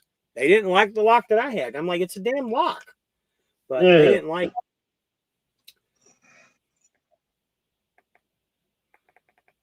Oh man, yeah, I I got like guarantee you 2 that. locks. Yeah, I got about 3 locks in here. I got about 3 locks. Like I had a Walmart store load that was full of TVs. Yeah, I've taken those. I've taken Samsung TVs before. Fran, you're not at Swift anymore. You got your own authority now, but I always loved Swift. They always been good to me. Well, congratulations. I didn't know that. And you know, now that you said you got your own authority, and one of the guys that I follow pretty regularly, Riding with Kev. Have you ever watched him? Nah. He was many years ago. I say many years ago, about 2 years ago. He worked at Swift and he worked here quite a bit. He struggled, you know, just like everybody does, like what Aaron was talking about, and just making contacts with people and doing what he needs to do and stuff. And he ended up quitting. And he went to a couple companies in between, but the big one he went to Landstar, learned how to run the load board and do all that type of stuff. But the big thing that he did about a year ago, maybe a little bit longer, he got his own authority. Did a lot. He did a lot of struggles, and I don't know if anybody knows it. Fran, you know what I know. When you get your own authority, it's very difficult to get your own insurance. It's not difficult to get your own insurance. It's just it's expensive. It's very expensive, and he had to pay that price for 6 months until he hauled quite a few loads. And then not only did his insurance was it expensive, but you got to haul bullshit loads from C.H. Robinson and companies like that because they won't. A lot of these companies won't take you, and so he did that for 6 months, a year, and I was watching his video he just put out this past week, and he turned in his authority and leased on to a carrier, kind of like what I did when I had my international. I leased on to, F2F, Schneider, and now to Swift, and he's doing the same thing because he said it's just not worth it. And that's the same thing that I said. This is the video I sent to you the other day, Nicole. It's the same thing that I said 8 months ago when I first came back to Swift. Is it's just not worth it to do the load board shit because of the hours you're waiting. And the load board is nothing but rejected loads that are contract freight from big carriers like us. They're the garbage loads that we don't carry to begin with. They're not drop and hook because they don't have the trailer combination. I think Landstar might be the only company that might do dropping hooks because of their trailer situation. Maybe Mercer might have a few too that are dedicated, but I think Mercer's quite a bit smaller than Landstar. But anyway, that's he turned all his stuff in and went back to ground zero, kind of like what I did. I call it going back to ground zero and going back into a lease. I'm going back to ground zero because that's where I made money at, and that's why I'm going back. You don't have to deal with all the bullshit. Well, I'm proud of you, Fran. I hope you can do better than a lot of these other guys can. I think you got a good head on your shoulders just from the talking that we've done on here. That you're probably going to be okay. Swift didn't like the lock I bought. Yeah, I don't know what the problem is.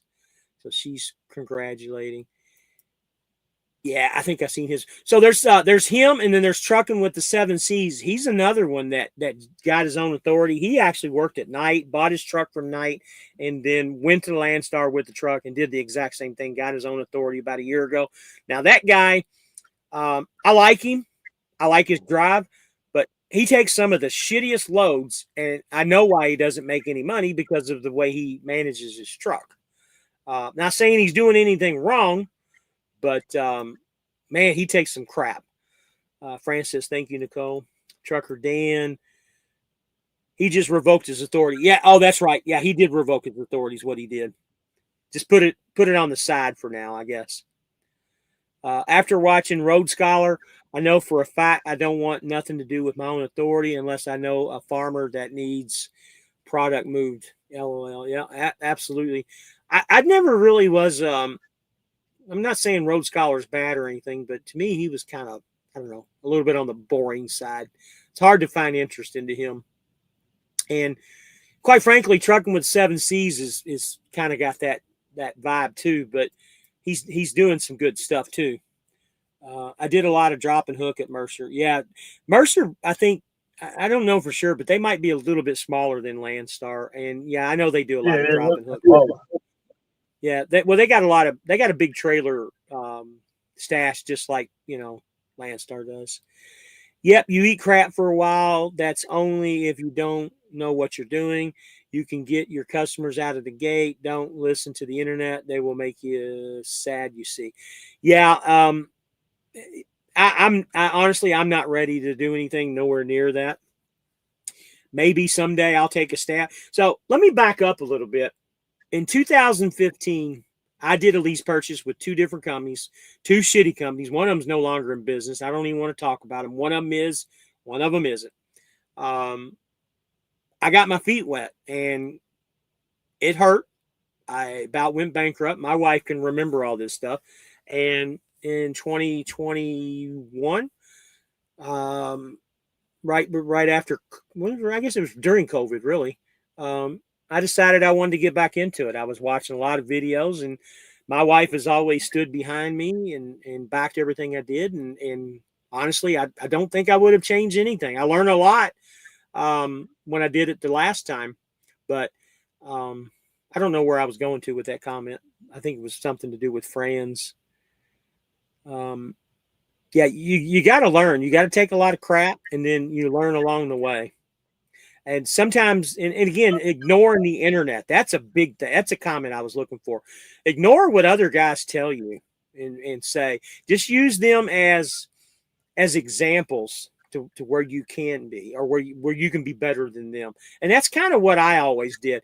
Well, I can do this better than that guy did. And sometimes I do. Man, let's put it this way. Most of the time I do. But there's been times where I haven't. When I did the lease purchase, back in 15, I had no business lease purchasing a truck. I didn't know the trucking business. I only knew with what people said on the internet. They said it was good. It wasn't good.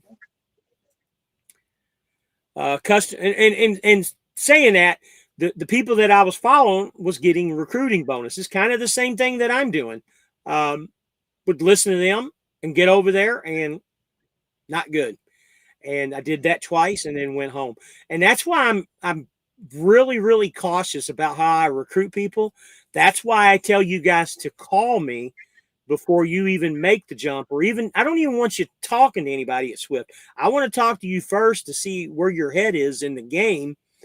And also, obviously, I want you to use me as a referral, and I want you to use Michelle. But there's several guys that I've actually talked out of coming over here. I had a guy call me a couple weeks ago, wanting to make, $4 to $5 grand a week. I'm like, buddy, you're barking up the wrong tree here. That's impossible unless you train or you got something else going on. Impossible. Don't even waste your time. And I'm a straight shooter because I'm trying to give all these guys, I try to lowball everything as much as I can. I want everybody that comes over here that decides to use me, I want you guys to succeed. I don't want you to fail. I don't want you to end up like I did, 7, 8 years, 10 years ago now. Where am I at? 10 years ago. I do watch 7 C's, but he doesn't know what he's doing. He's fun to, that's why I watch him too. I like to see the decisions that he makes. I agree with you. He's kind of like what I was in 2015, just taking a guess and just going with the flow. But yeah, I agree with you. They are half the size. I figured as much. I just didn't know the size. But I know they got a lot of trailers. So, Fran, I've been watching Jeffrey Light from the very beginning when he was one of the very first persons that I watched, and I've actually talked to him on the phone before quite a few times actually. And very good guy. And dude dropping a trailer in the middle of the parking lot.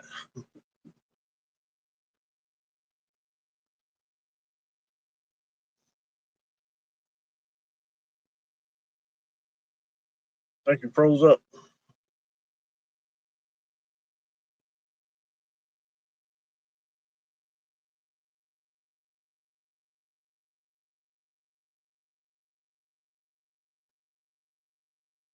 Thank you, froze up, James.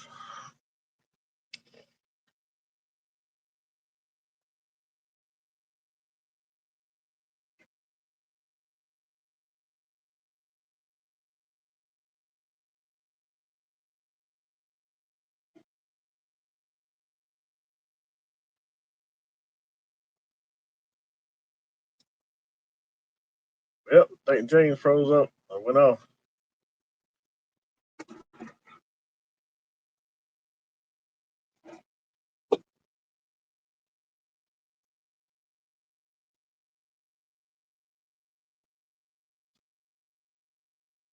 Yep, I think James went off.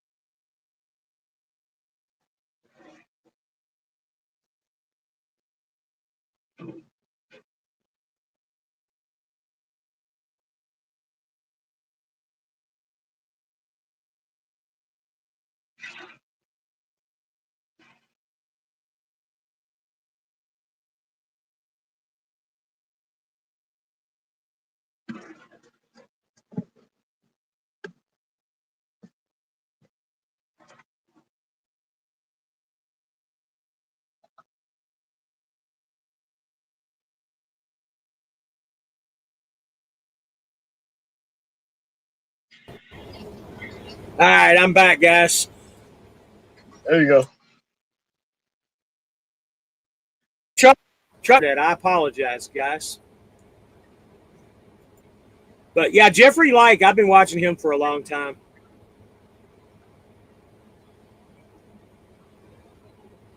I was going to TRC, but I ultimately chose Fifth because of familiarity.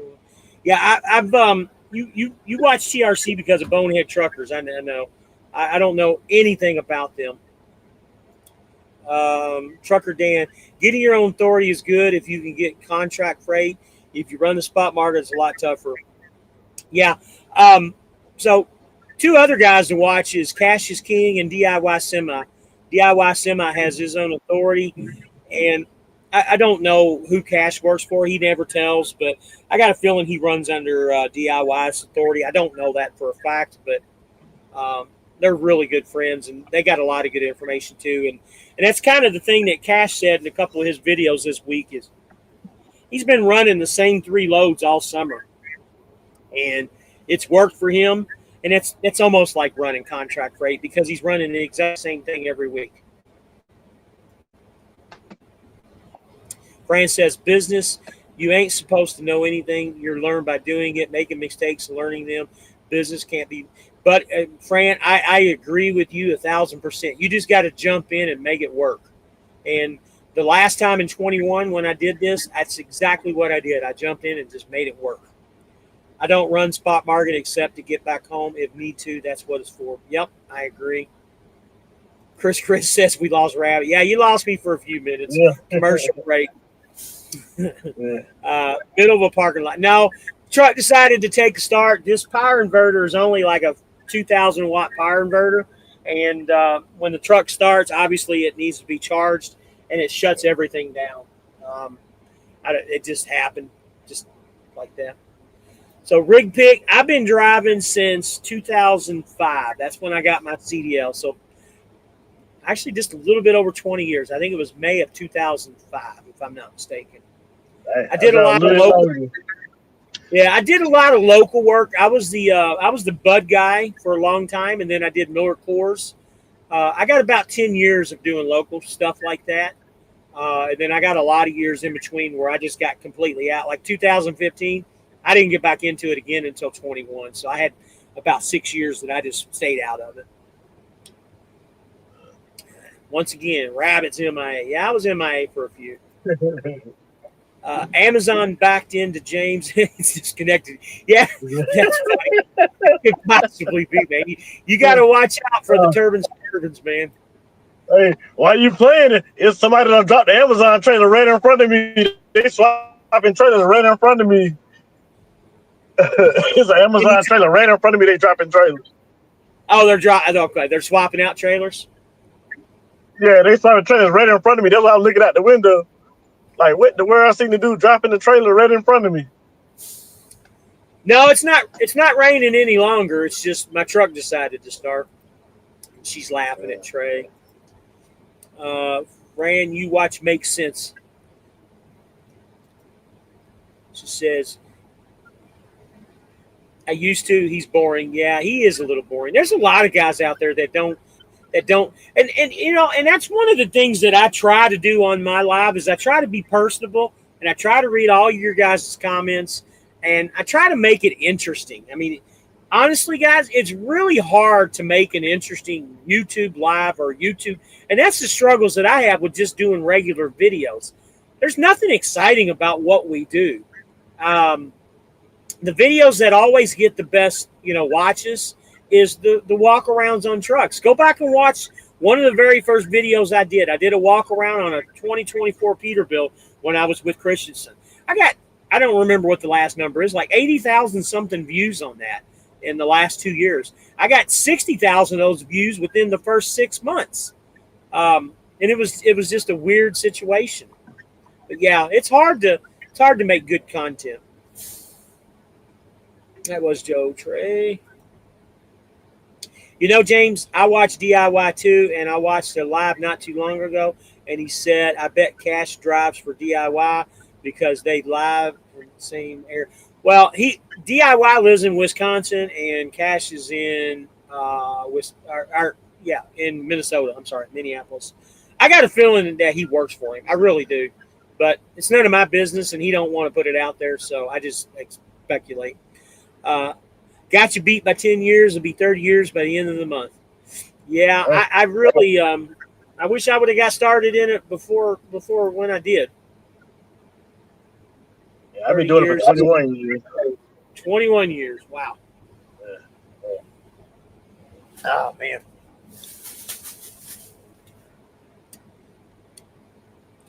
Fran says, yeah, I love to watch truck tours and cooking on the truck. The cooking on the truck don't really excite me too much.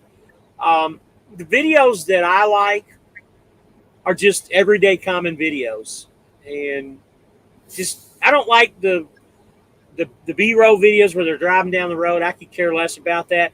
I almost started to do a live just driving down the road. There's another driver that does that, and he grew his channel from like the size of mine to like almost 20,000 like overnight, just because he drives down the road. And it's kind of like the stupid TikTok videos you see of, the women talking to parrots, or sitting on the couch doing knit work, and they've got 15,000 people watching them do this shit live. It's just one of those things. You just got to catch the right person, and I didn't want to be a part of that. I've always been the guy that I don't like doing videos, when you're driving, and obviously that's not when I'm driving. That would just be a constant live. But I like doing stuff when I'm still. I like reaching. The reason I like doing the lives is because I can reach out to you guys and interact rather than just a phone call or a video. I got my little 4.5 years. Got more miles in reverse. That's what Academy has going forward. That's funny. Cooking on a truck fascinates me too. Pretty cool setups. Some drivers come up with to cook. Yeah, there's several different not YouTube, but Facebook pages you can go to where guys set up their trucks. That fascinates me too, is how they set their trucks up. And she agrees with the wife. Yeah, when you set your trucks up, it's really cool how you can do stuff.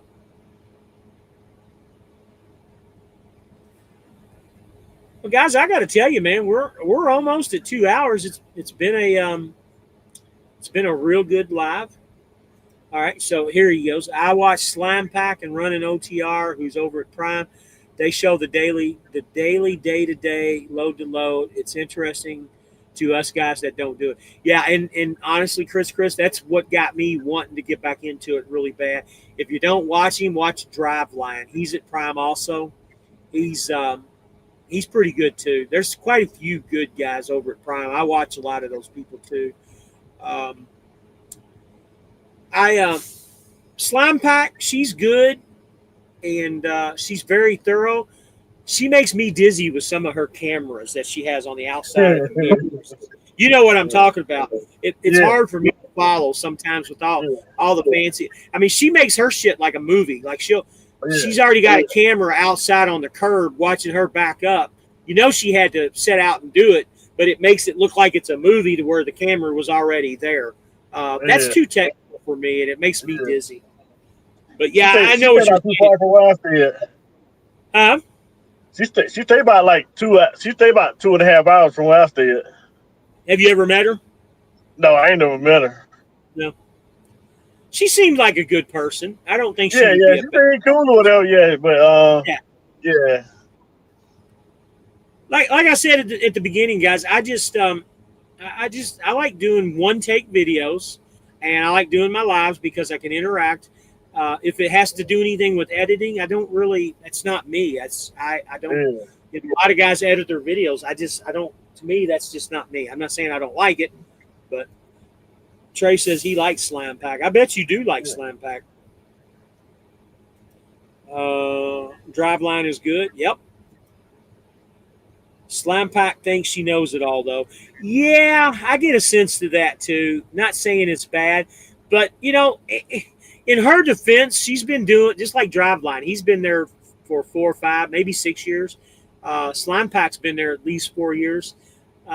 Trucker Dan, you know just as well as I do, and sometimes I might come off a little cocky, too, that I know everything at Swift, but I kind of do, and I don't mean to brag about it, but you keep doing the same things over and over and over, and you try to help people out. And I think that's what she tries to do, is to help other Prime drivers out in a roundabout way. To do this YouTube, you got to understand, when you do this YouTube shit, you really have to change your personality. I never really was that type of person to be cocky and know it all. And, that I try not to present that, but sometimes, it does come out on me, and you have to have that in order to do YouTube. Like when I tell guys to, when I'm recruiting them, and I tell them, call me first. Don't talk to recruiter. Well, guess what? They still call the recruiter, and then I have to backtrack to get things worked out. When they don't listen to what you say anyways. Again, you got to have a different type of personality to do this, and this wasn't something that I did overnight. It took me at least a year to really get. And I'm not good at this. I do this just to help you guys out. And that's where I'm trying to be a little bit modest at this. I think I do fairly decent. I think I do okay with bringing guys over. And I try to present the most truth that I possibly can. But, yeah, I know what you're saying. She does have that, but she has to have that, if that makes sense. Running OTR is a Florida guy from the East Coast, I believe. Yeah, I know who Running OTR is. Yeah, I've seen him. He does a good job. If you're new or getting into trucking, go watch Riding with Dave. Now, that's one I've never heard of. I'll check him out, Trey. I don't think I've ever heard of him. One thing I'll tell you, Chris, is be very cautious with them prime drivers. Again, not talking bad about the company, but there's a lot of overreach in that company. They in my opinion, you're kind of an overrated company driver there. You really are. And quite frankly, they might say the same thing about Swift, but I think the ropes are a little bit less tighter over here. They're a lot looser over here than what they are at Prime.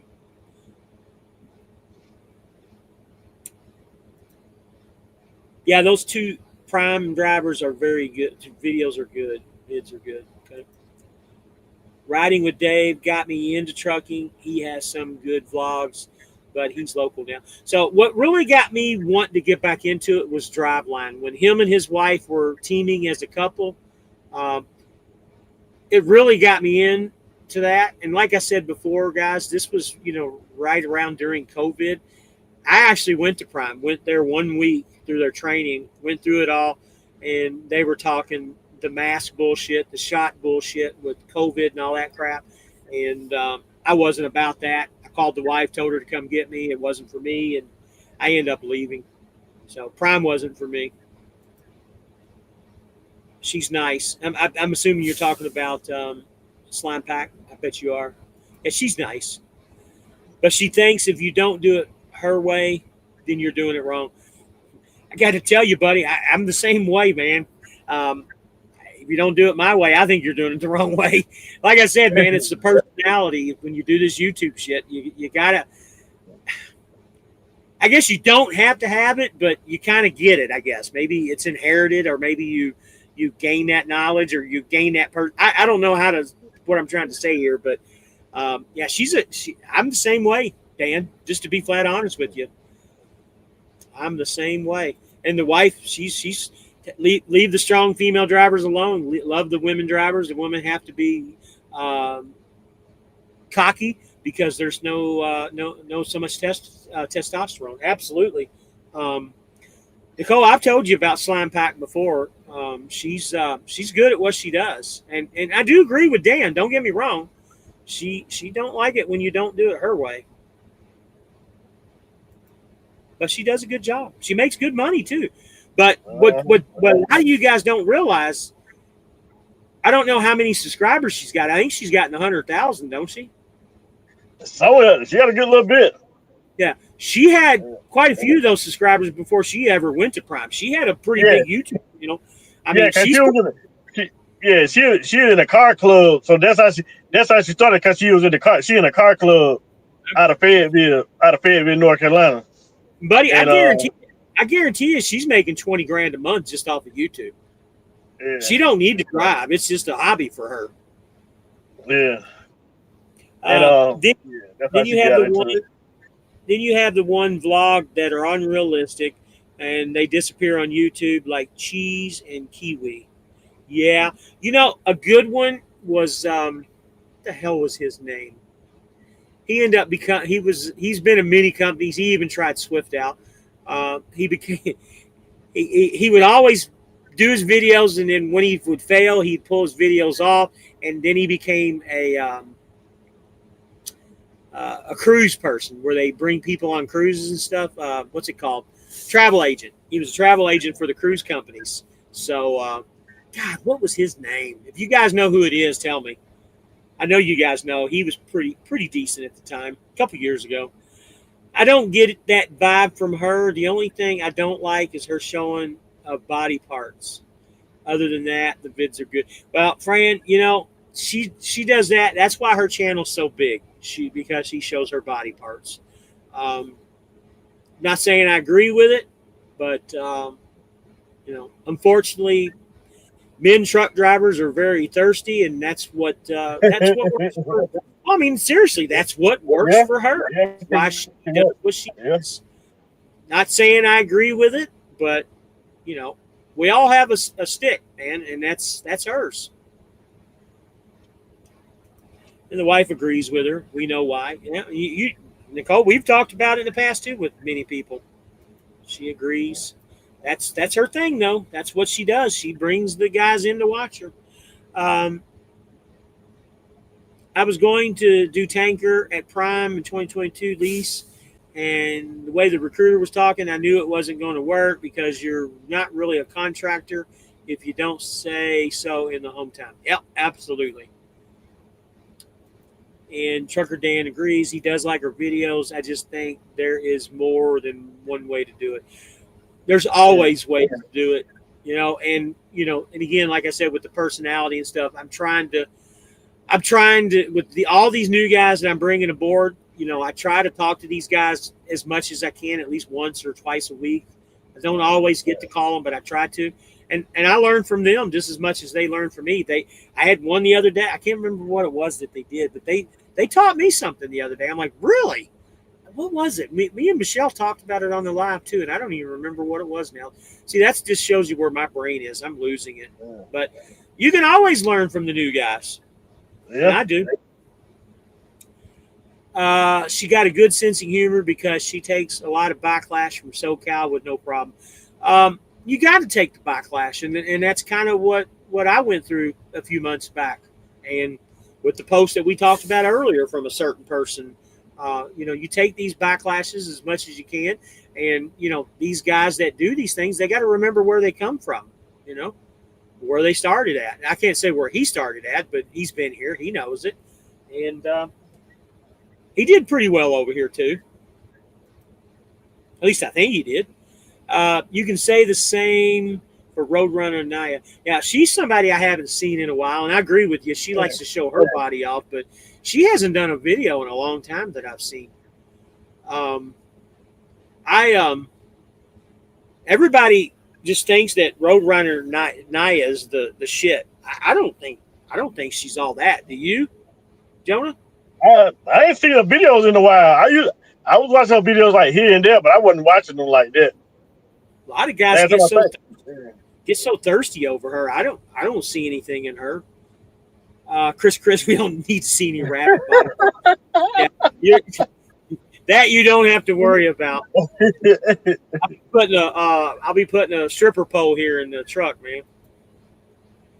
Be like Chris Farley when he drove the bus in Billy Madison. You want to see this? Rand Mariah. Yeah, Naya, she is out of control with her body part showing. I don't even watch her either. I just, when her shit comes up, it pops up because of the trucking shit. I don't find any interest in what she's doing. The only thing that I like that she did is when she did the concert shit. But the problem is she couldn't show any of the concert shit. I was kind of interested in that at the time. But I don't care about watching her. I like Naya, but her vids are infrequent, it seems. Yeah, she does whatever. And she's another one that's got several followers because of why, and probably making 20 grand a month off of YouTube. We watched Roadrunner when she was at Swift and KLM, but haven't watched since. I just see she gets a good bit of heat right now from drivers. I haven't seen any heat from drivers, but I got to tell you, all these drivers that have been at Swift, her, you got Richie Rich, the guy I was just talking about, the cruise guy, Carolina Trucker, he's another one. He's been at Swift. I don't know how you can't make it at Swift. It's the easiest company to work at and make money. It really, and I'm not just saying that to recruit anybody. Anybody that's at Swift now, or anybody that like Fran, or anybody that's been to Swift, there's no reason why you can't agree with that. I mean, it is easy to make money here. I like Naya's truck tours. That's it. Everything else is for the men. Yeah. You know what? I think so too. She might possibly be gay. I don't know. Her videos are hard to watch. It's just guys that are lonely, so they love her. She seems to be doing good for herself, but her vlogs are too girly for me. Yeah, she does a lot of that shopping and going around getting her nails done and, going to, Fifth Avenue and all that crap. Yeah, I agree with you. She's got beef from Landstar drivers. Really? I haven't heard that. What's going on with that? That's something I haven't seen. I don't think Richie Rich has ever been happy in it. Yeah, he's disgruntled. I take what Richie Rich says with a grain of salt for sure. And Grandma says they're kids over there. They kids over there. Yeah, Richie Rich is. He's been trucking for a long time. If anybody could have figured it out, I thought he could have.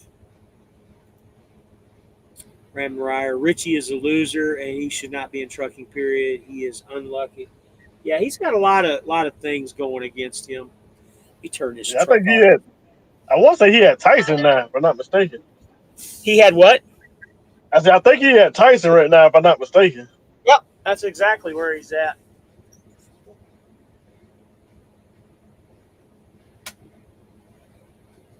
Damn, it's actually getting cold in here.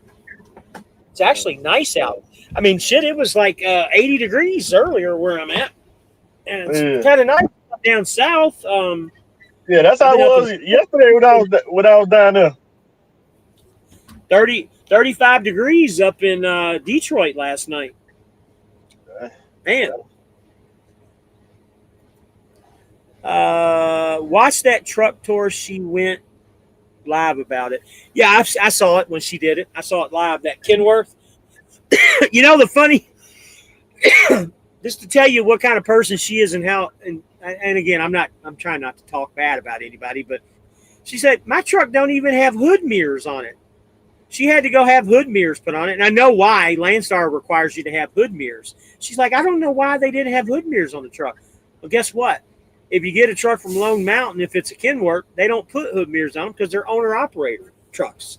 They order them that way specifically because you're an owner-operator. Did you know that? I didn't know that. I don't think Volvo makes a truck that doesn't have hood mirrors. Because they're all about safety, and it's not safe not to have hood mirrors. But the Kenworths, you can get, they order them without the hood mirrors. Yeah, Trey, he's at Tyson. Yeah, he's going to quit that too. Now, this last company, I can't remember which company he just left, but he was there for over a year. I can't remember where he was at. Do you remember? I don't remember where he was at.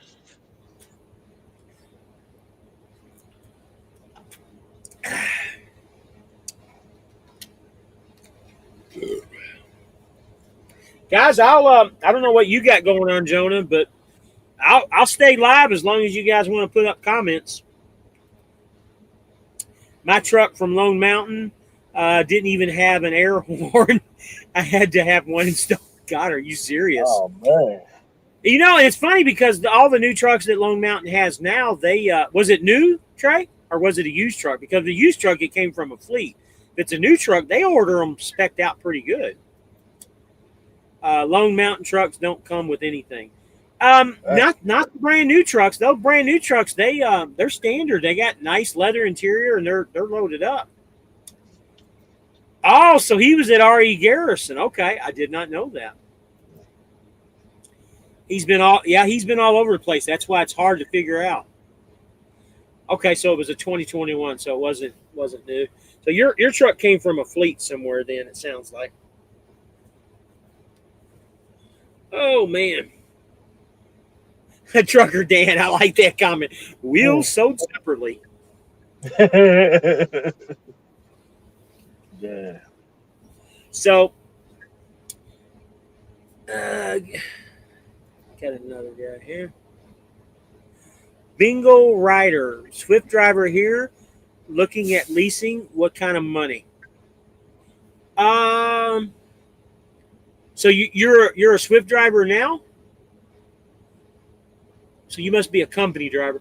Feel free to give me a contact. I don't really like to talk money or numbers, but if you like, you're already here. I'm not getting a referral or anything off you, and that's fine. But feel free to contact me. I'll go over everything with you. Okay, so you are a company driver. Contact me tomorrow. I'm on a 34, buddy, and I'll be more than happy to discuss it with you. I'll hook you up. 2021 JB Hunt truck. Remember the 7? Yeah, I remember. So JB Hunt orders them as basic as they can.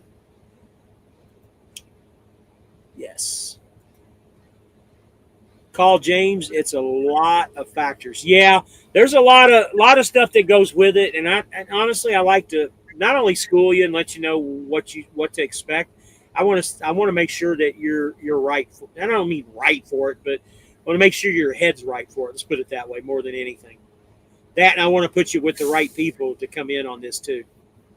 So, if I'm saying that right, Ben Grider, is that how it is? I'm assuming Ben Grider. Call me tomorrow, bud. I'm going to be watching football all day long. I've got nothing going on.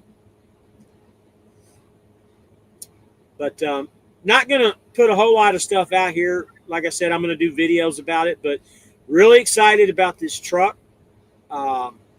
They put new tires on it. I'm excited about that, so I'm not going to have to – I shouldn't have to do anything. It's got a fresh oil change. I looked at the oil. The oil's brand new. It's got fresh tires. It's been serviced. It's ready to go. So, I got, $25,000 before the first day service. And I'll be in good shape for a while. All right. Burnout Supra. Hello, Fly Rabbit. I'm new here. How much is a loaner truck with Swift? I say that because my truck's broke down here at the Phoenix Swift terminal. I have to wait for a response till Monday. Thank you. So that's kind of a different question. My question to you is, do you have a Swift truck that you're leasing? Because the price is different from that compared to where I own my own truck and what I paid to lease it. My rental payment was a lot more than what it would be if I had a Swift truck. So that's my question to you, and I'll answer your question. Most important thing is to make sure you are a cautious driver. What you ever mess up, you fix. You get stuck somewhere, you eat the tow bill, etc. That's a good comment, Trey. And as my luck goes, and again, it's not going to cost me any money, but when I was driving to the location I'm at today, about 20 miles before I got here, as luck would have it, big old rock flew up and cracked the windshield. So guess what? I got to call insurance on Monday and have them replace this windshield. And again, it's just like, owning up to what happened. Not that I did anything, bad or anything like that. I just got to make sure it's taken care of and make sure it comes out of my insurance, because with me living in Florida, it don't cost me any money. It's not going to cost Swift any money. So I'll make sure that it gets fixed and taken care of, and it won't raise my rates or anything like that. But it's owning up to what you did. Ben Grider, my number is rolling down there at the bottom of the screen. And it's in the description of all the videos too. I'm the easiest guy to get a hold of on YouTube. Thanks, Fran. I appreciate it. Congratulates on the new truck. It's not new. It's used. It's a 24, but it's newer than what I had. I'm an owner-op with my own truck, 2021 Freightliner Cascadia. So you own your own truck. So the particular truck that I'm in a 22 Freightliner Cascadia. It's got about $500,000 on it, and I think the rental payment for me was $590 a week, so $600 a week. If you have your own truck, it's a little bit different, or you have a lease truck. It's a cents per mile. It's like 8 or 9 cents a mile to run it, something like that. I don't know the exact dollar, but when you own your own truck, It's somewhere in that area. But every truck's going to be a little bit different. So just say about 600. And trust me, it's worth it. You'll make the money. Hit a deer last week. I have to get the bumper fixed. If I remember correctly, I think you have a Kenworth. It's a small dent, you said. Cool, thanks. Hey, no problem, Ben. No problem at all, bud. Feel free to call me. Cascadia's prices have shot up to post-COVID prices. Have they really? I've not noticed that. I guess I'll have to pick up a new truck paper and start looking. I've not noticed prices going up. That's like new, only 1 year old. Yeah, well, actually, the 27s are going to be coming out here in January, believe it or not. So it's 3 years old, technically. And there's only 82 weeks left on the lease. So that's, what, 2.5 years? I got a year and a half left on it. You know, all the trucks are 4-year leases. So it's not brand new, but it's new to me. It's only got 200,000 on it. That's the good thing. I don't know what the engine hours, but it's only got 200,000 miles on it.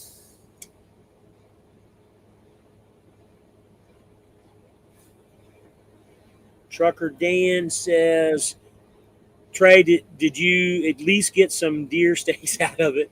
Yeah. It's that would be good. What we got here? Another new Bright Star. Where are you getting your new truck from? Yeah, I'm leasing it from Swift. That was always the plan. Oh yeah, been hard for dealers to get Cascadia, so they're upping the prices on them. That's why I didn't get one. Yeah, I hear you. Perfect, appreciate it. Another thing, you can choose the truck, or they give you what's available. Just be thankful for what you get. Right now, loaner truck. So, to kind of give you a synopsis, after COVID, Swift sold a lot of equipment. A lot of trailers. That's why there's a trailer issue right now. They sold a lot of equipment. This is coming straight from, Michelle, basically. They sold a lot of trucks. There's actually kind of somewhat of a truck shortage right now. They got rid of a lot of equipment because the prices were high, kind of like what Trey's talking about. And, obviously as a company, they were in profit to make money and sold the trucks and the trailers when money was good. Well, now they're kind of suffering a little bit because we all know production the way it is, it's never quick in trucks. Volvo had issues. A lot of these new Volvos had issues when they first came out, and they had a lot of them go back. And I don't know of any other trucks that are really having issues, but Freightliner's changing their body style. They'll probably have and theirs is just a minor refresh, headlights, front bumper a little bit. But whenever you change a body design on a truck or change an engine, you're always going to have, little issues here and there. And just take whatever they get you. I mean, you can ask, obviously, but just be thankful you get one because there's not a whole lot of loaner trucks that are out there right now. That's one good thing that Chris Shell's good for. You know that? He put me in this loaner truck within 2 hours, but he had it reserved and put me in it. 2 times, not just once, 2 times. When the truck broke down both times. Last time I had that international. But that's one good thing about Chris Shell. I'll speak good about him on that. He's the man when it comes to get shit done. Yeah, besides talking junk. But talking what? I say besides talking junk. Oh yeah. Chris is a good guy, man. I'm just a little disappointed in him. He wouldn't bring me back, but honestly, I'm glad he didn't because it put me in this position that I'm in now that I think is actually better than any position I've ever been in my whole trucking career. I really do. I'm happy where I'm at. It's actually fun again. Excited to get in a new truck. I mean, everything just seems to be working out. And it's taken me 7 months to, coming back to Swift to get to the point to where I'm at. It really has. It's just taken time. And that's, in Michelle's defense, that's what she told me. It's going to take time, James. Yeah.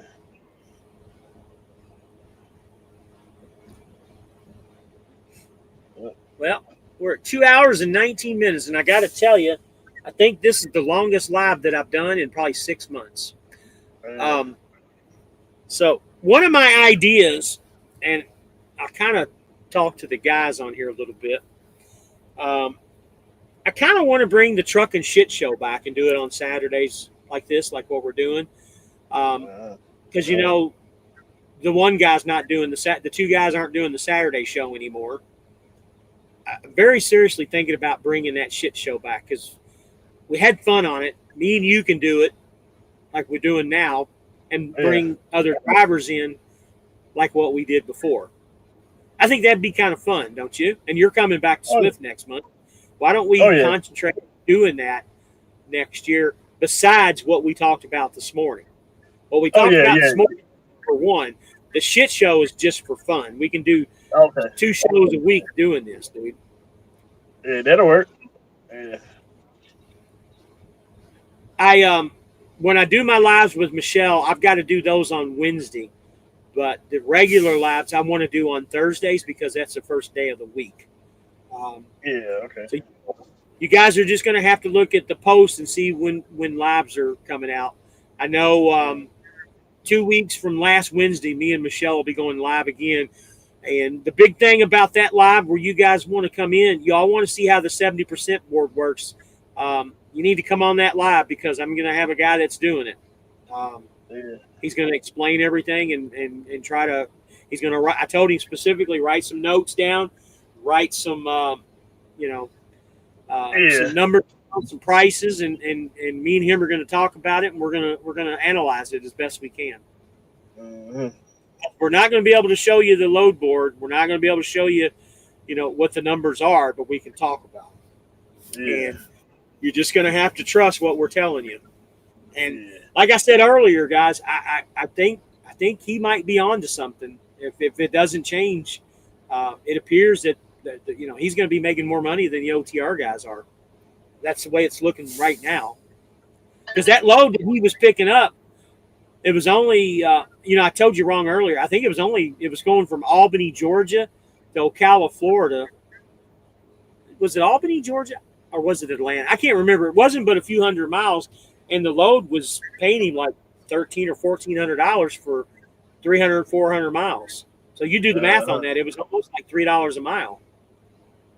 That's pretty good. Oh, yeah. Especially if it depends on how far you had to deadhead, too, to go get it. Well, he was in Atlanta or Albany or wherever. He only deadheaded a few miles to get it. But, again, those are the things that we're going to go over and talk about because we got to make sure that it's good because and another thing that we found out from Michelle this last week too, guys, if y'all want to go to that percentage board, do it now because in the next couple of months, they're going to change it to where when you go to that board, you're going to have to stay on it for a year. Right now, they're doing it and they're letting you switch back if you want to, just because it's something new. I don't know how long that's going to last.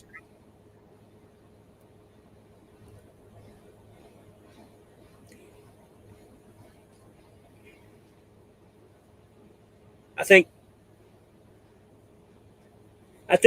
that will be a good show. Come on, stop texting people.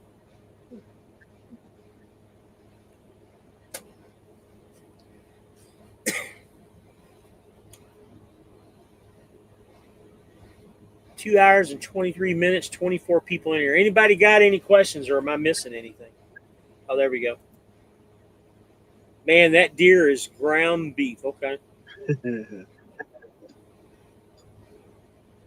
Somebody texted me and told me not to do the shit show.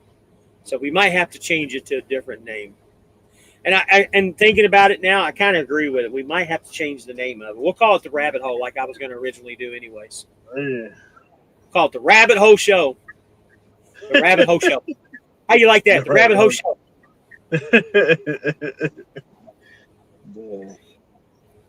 I don't know if I ever told you, and the only reason I didn't do this is because of my daughter.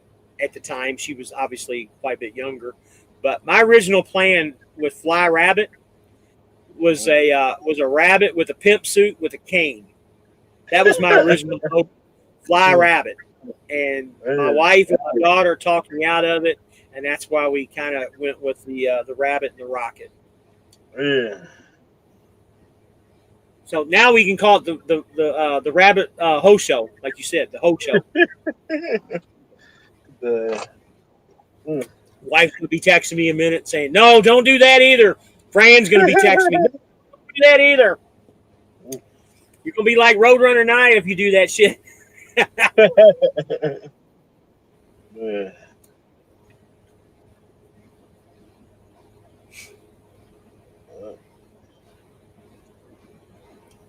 All right, guys, come on, give me some. Oh, here we go. My thing didn't pull up the comments.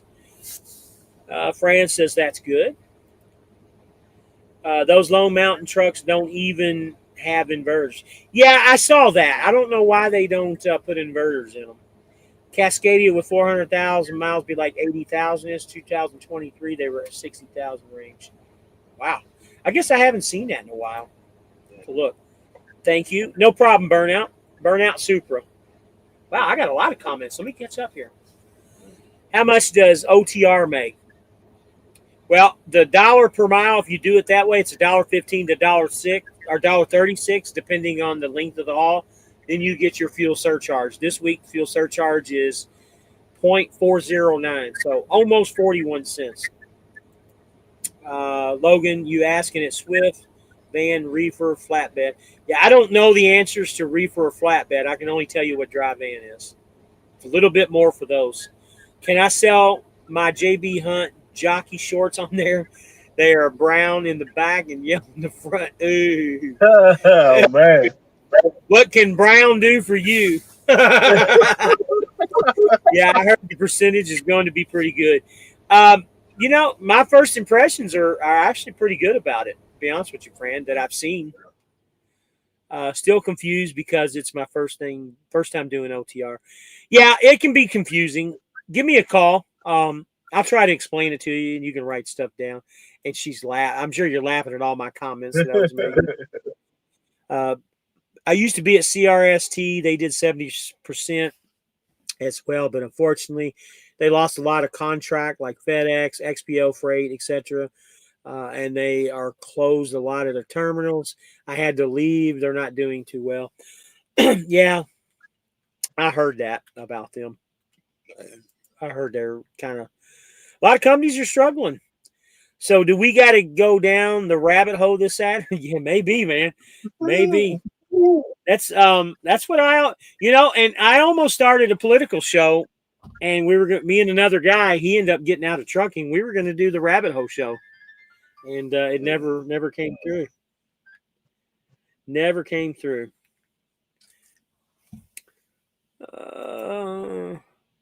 The higher the fuel, the more you make. That's exactly right. That's why when we were at 60, and I think we were even up to 70 cents a gallon, I was making $300-400 a week off the fuel surcharge alone. I mean, it was crazy. I don't know what you're saying yes about, darling. I'm assuming the rabbit hole show. You want that? Not do the other one, the shit show? CRC is a crap company. Yeah, they were never in my sights. It's tough out here. Hell, I've been seeing some Maverick trucks pulling. I've seen a lot of that too. I've seen a lot of flatbed trucks lately hauling dry van freight. I really have.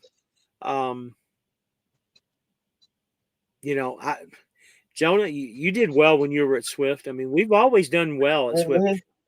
We were never becoming millionaires by any means. I don't want anybody to get the wrong idea, but we made money through the toughest of times, and hopefully we're out of it and we can move forward and do better.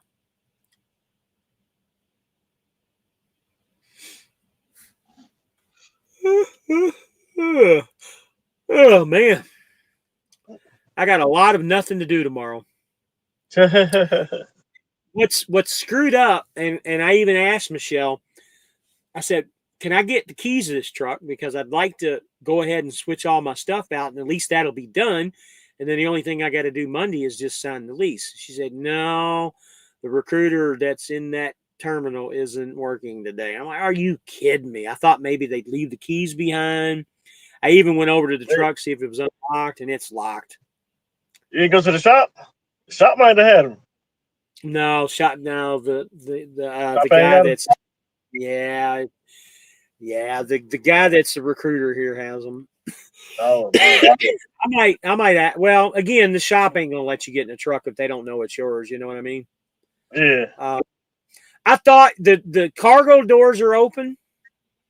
I thought about crawling up through the cargo doors and lifting it up in that way. I said, "Nah, I look like an idiot if I fall or break an ankle or something. That ain't happening.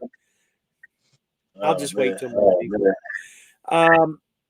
I don't mean tough time here at Swift. Just saying it's tough for a lot of other. Yeah, you don't mean tough time for you. Yeah, it's tough for a lot of carriers. Guys, when I tell you guys this, I mean it sincerely. I get guys calling me from just about every single company that you can even imagine. You name it. You name X company, all the big ones. I get 3 to 4 guys a day that call me asking me about Swift. They see my videos, and one out of those 3 or 4 people end up filling an application out, and they end up coming over. I say that's a little bit high. I mean, at least 1 or 2 a week. I convinced that hey, this is where it's at, and they end up leaving, the company that they've been at for sometimes even years, and come over here and do this. And some of them, I've gotten 2 or 3 actual owner operators that have their own trucks that have came over here and talked to me that were at well-known establishments that we've talked about in the past. A lot of places aren't doing too great. A lot of places aren't. Swift was smart, and Fran can agree to this. You can agree to this. They bought up a lot of companies right around the COVID time. You remember that? They were buying up Abilene Express, U.S. Express. Well, they bought all these struggling companies, and I don't know if you've seen it or not, but all the U.S. Express, their new logo looks just like the Swift logo and the Knight logo. Real similar. Yep. They're on the blue. Yep. I'm starting to see more U.S. Express trucks. Abilene Express logo looks like U.S. Express logo now. All these logos are all looking real similar, and they're sharing yards too. I see them in our yards all the time. Yeah.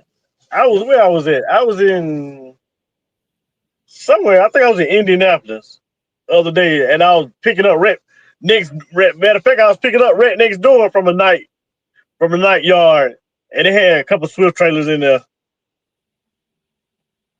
So just keep the red and blue politics out of the. Yeah, I don't have any intentions of that. We were gonna, me and him. That was bacon and bourbon. We were gonna do that. Well, we were gonna do it on Rumble, but it never came through. I think he got out of it. So Dan, you're right to a sense, but Knight and Swift actually merged. Swift was struggling at the time, and Knight their financial stability helped Swift out, and they kind of merged stuff together. So they didn't really buy them per se; they just merged. But you are right to a extent. Swift was struggling. Yeah. I think Swift had the trucks. I think Swift had the trucks, and Knight had the money. So that's exactly what it was. They had the contracts and the trucks. Knight had the money, and that's how they connected. And that was the best thing that ever happened to Swift, buddy. Yeah. And again, I never worked under the old Swift, but just hearing the stories, that was probably the best thing that ever happened. I don't know if Frank agrees with that or not, but this account is great. They've been stacking me 3 loads at a time. I got miles on the OTR side, but had to work harder for it. Yeah, I agree with you, Trey. I'm stacked out, even though I'm taking care of this lease on Monday. I already got another load on me for Tuesday, or I'm sorry, Monday. So I dropped this load off. I can't deliver it till Monday, and that's kind of the way we planned it. Drop this load off, pick the next one up. It's literally just a couple miles down the road, and it's going up to Virginia from where I'm at. So it was all kind of planned. It worked out really well. My load going down to Texas canceled. He called me and said, hey, I got this load going where you need to go to get your truck. Let's do that instead. Perfect. Worked out well. I can get a 34 in, run hard, just like I did last week. Run hard Monday, Tuesday, and Wednesday. So, yeah, you got your truck during COVID. I remember you saying that before. You got a Freightliner, I think, didn't you, Fran? Yeah. Don't end up like this guy trucks. He's another one, man. I don't have any idea why he couldn't make it over here. He's a little different. So you bought my land during COVID. Oh, so you bought your land during COVID too? Yeah, me and the wife just became homeowners here last year too. Well, actually, we're going on almost to our 2-year mark. We just became homeowners. Never, been together 20 years, never owned a home. Just never really worked out. We were really, honestly, we were never planted to where we were really wanting to be at. We even now, 2 years into our house we're at now, we're thinking about leaving the great state of Florida. I don't think we ever will, but we've talked about it. Just I don't know, just like moving around. They wasn't stacking loads on the OTR unless I was stacking myself from the load board. Yeah, that's kind of what I did too. No wrong. Jerry retired, had no family to take over. Knight used to be part owner with Jerry. Knight is his family. That's why they merged. Nobody bought anything.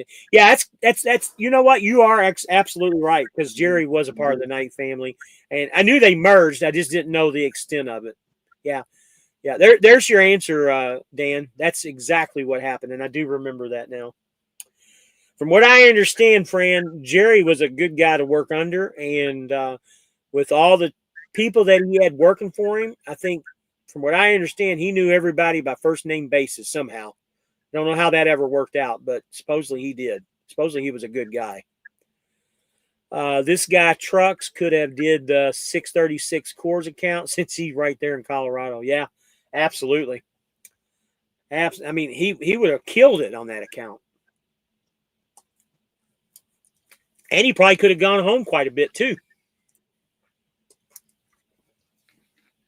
Trey, have you ever been to that Coors there in Golden, Colorado? It's kind of a clusterfuck there, to be honest with you. I've been there a couple of times. Yeah. That's a clusterfuck, and so is the Budweiser facilities too, especially the one in just north of Atlanta. What's that city called? Cartersville. Cartersville. Yeah. Carter's, believe it or not, me being a Bud guy, I know a lot about Budweiser beer, and a lot of guys don't know this, but almost every beer that's out there, almost every single beer that's out there is either owned by one of the three companies. You know that? Whether it's InBev, which InBev is Budweiser now because InBev bought it, and Miller Coors. Miller Coors is the Canadian company. Miller Coors Molson basically is what it is. But one of those companies owns just about every single beer on the market. Did you know that? I didn't know that. Rolling Rock, it's a Pennsylvania beer. It's actually brewed by Budweiser. The only beer that's really left and that's independent on its own is Yuengling out of Pennsylvania. It's its own beer. And Sam Adams. I think Sam Adams is still brewed by the same people. Jerry likes to buy MF out. He would sell Swift and they would buy it back. I don't know what that means, MF. He likes to buy MF out. Huh. You have to explain that to me. It's a cuss word. Well, I was thinking possibly, but she doesn't usually cuss. She doesn't usually cuss, though. Excuse me. Plenty times my last company pulled out of there a lot. I would have gotten golden to Eureka all the time the last year and a half before I came to Swift. Okay. All right, Rabbit Followers, my diva driver in Jonah. 2.5 hours listening you is enough for me. Love you, though. Good night. Good night, darling. Give me a ring in the morning. Trucker Dan. They merged, but are under one ownership of Knight Swift Holdings. Yes, sir. Yes, he is very smarter than any carrier on this planet. I tend to agree with you. I still, working for all the companies that I've worked for, Swift has their shit together better than any of the other companies. Yeah, I agree. And there's one small carrier that I worked at before I came back here that is probably the most mismanaged company that I've ever worked at. I was working there, and I was still getting emails about coming back, recruiting me. And they would call me to recruit me.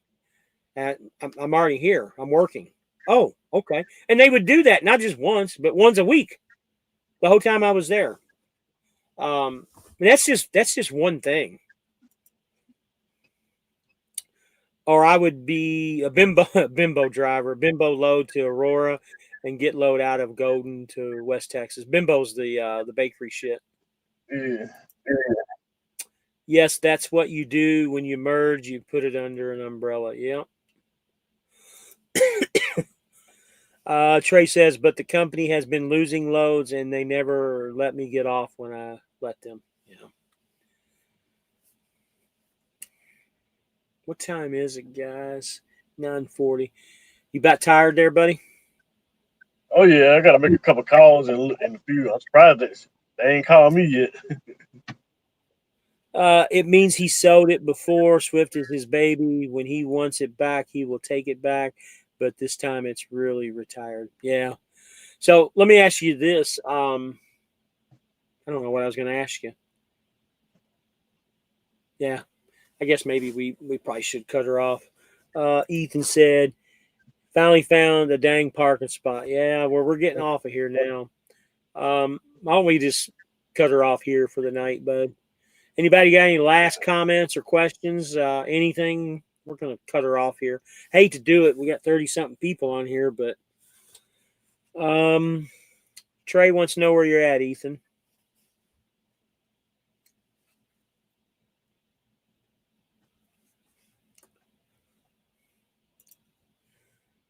Knight whole family is in trucking. Jerry family is not. Makes sense to merge with Knight. I got you. Yeah, Swift is definitely put together a lot better. Now there are some things that aren't perfect, and I've always said that, but for the most part, I mean, for a company this size, they got their shit together. I tell you one thing, guys, and Joni, you can probably attest to this. I've never been cheated 1 cent out of this company ever. If there was a mistake, and there's only 1 or 2 mistakes in the past, and it's been corrected immediately. Yeah, me neither. I ain't never had no problems with them neither. Never, never had any problems with money. I've been listening to you all. Have a good night. And in Illinois, I think you're in Illinois. No problem. Effingham, Illinois. Been through there many times. Have a good night, Ethan. Appreciate it, bud. If you need anything from me, bud, give me a call. Guys, I think we're going to cut it here. We're 2:42. Any questions? As always, if you want to talk to me in private or about anything, numbers rolling down there at the bottom. It'll be in the description as soon as I can load it up here. That's pretty much it for the night. Any final comments there, Jonah? Do you want to say? Nah, I ain't got no comments on that. Just like and subscribe and share the videos. Absolutely. Yep, absolutely. You guys are going to start seeing a lot more of Jonah. Jonah's going to be coming on here quite a bit. We're gonna partner up and do some stuff together real soon. Not trying to let the cat out of the bag of a bunch of stuff, but we're going to be doing some good stuff together. So Bright Star says, good night from Fort Lauderdale. Love Fort Lauderdale. Absolutely love it. Ethan, go to ACT Road if you are ever in that area again. Yeah, there's plenty of parking at the ACT. Yeah, they will connect whatever mistakes they make right away. Absolutely. Correct. I'm sorry. And they have free showers. Absolutely. Oh, ACT. That's right. They do have free showers. Hey, Fran, good night to you too. Thanks for all the comments. I appreciate when you come in because honestly, you correct a lot of things that we screw up on, and because you've been here for so long or was here for so long. But always good to have you in. That's pretty much it, guys. You guys have a good night. Jonah, I'll talk to you tomorrow, buddy. All right. Yeah. All right, guys. Yep. Have a good night. Talk to you later.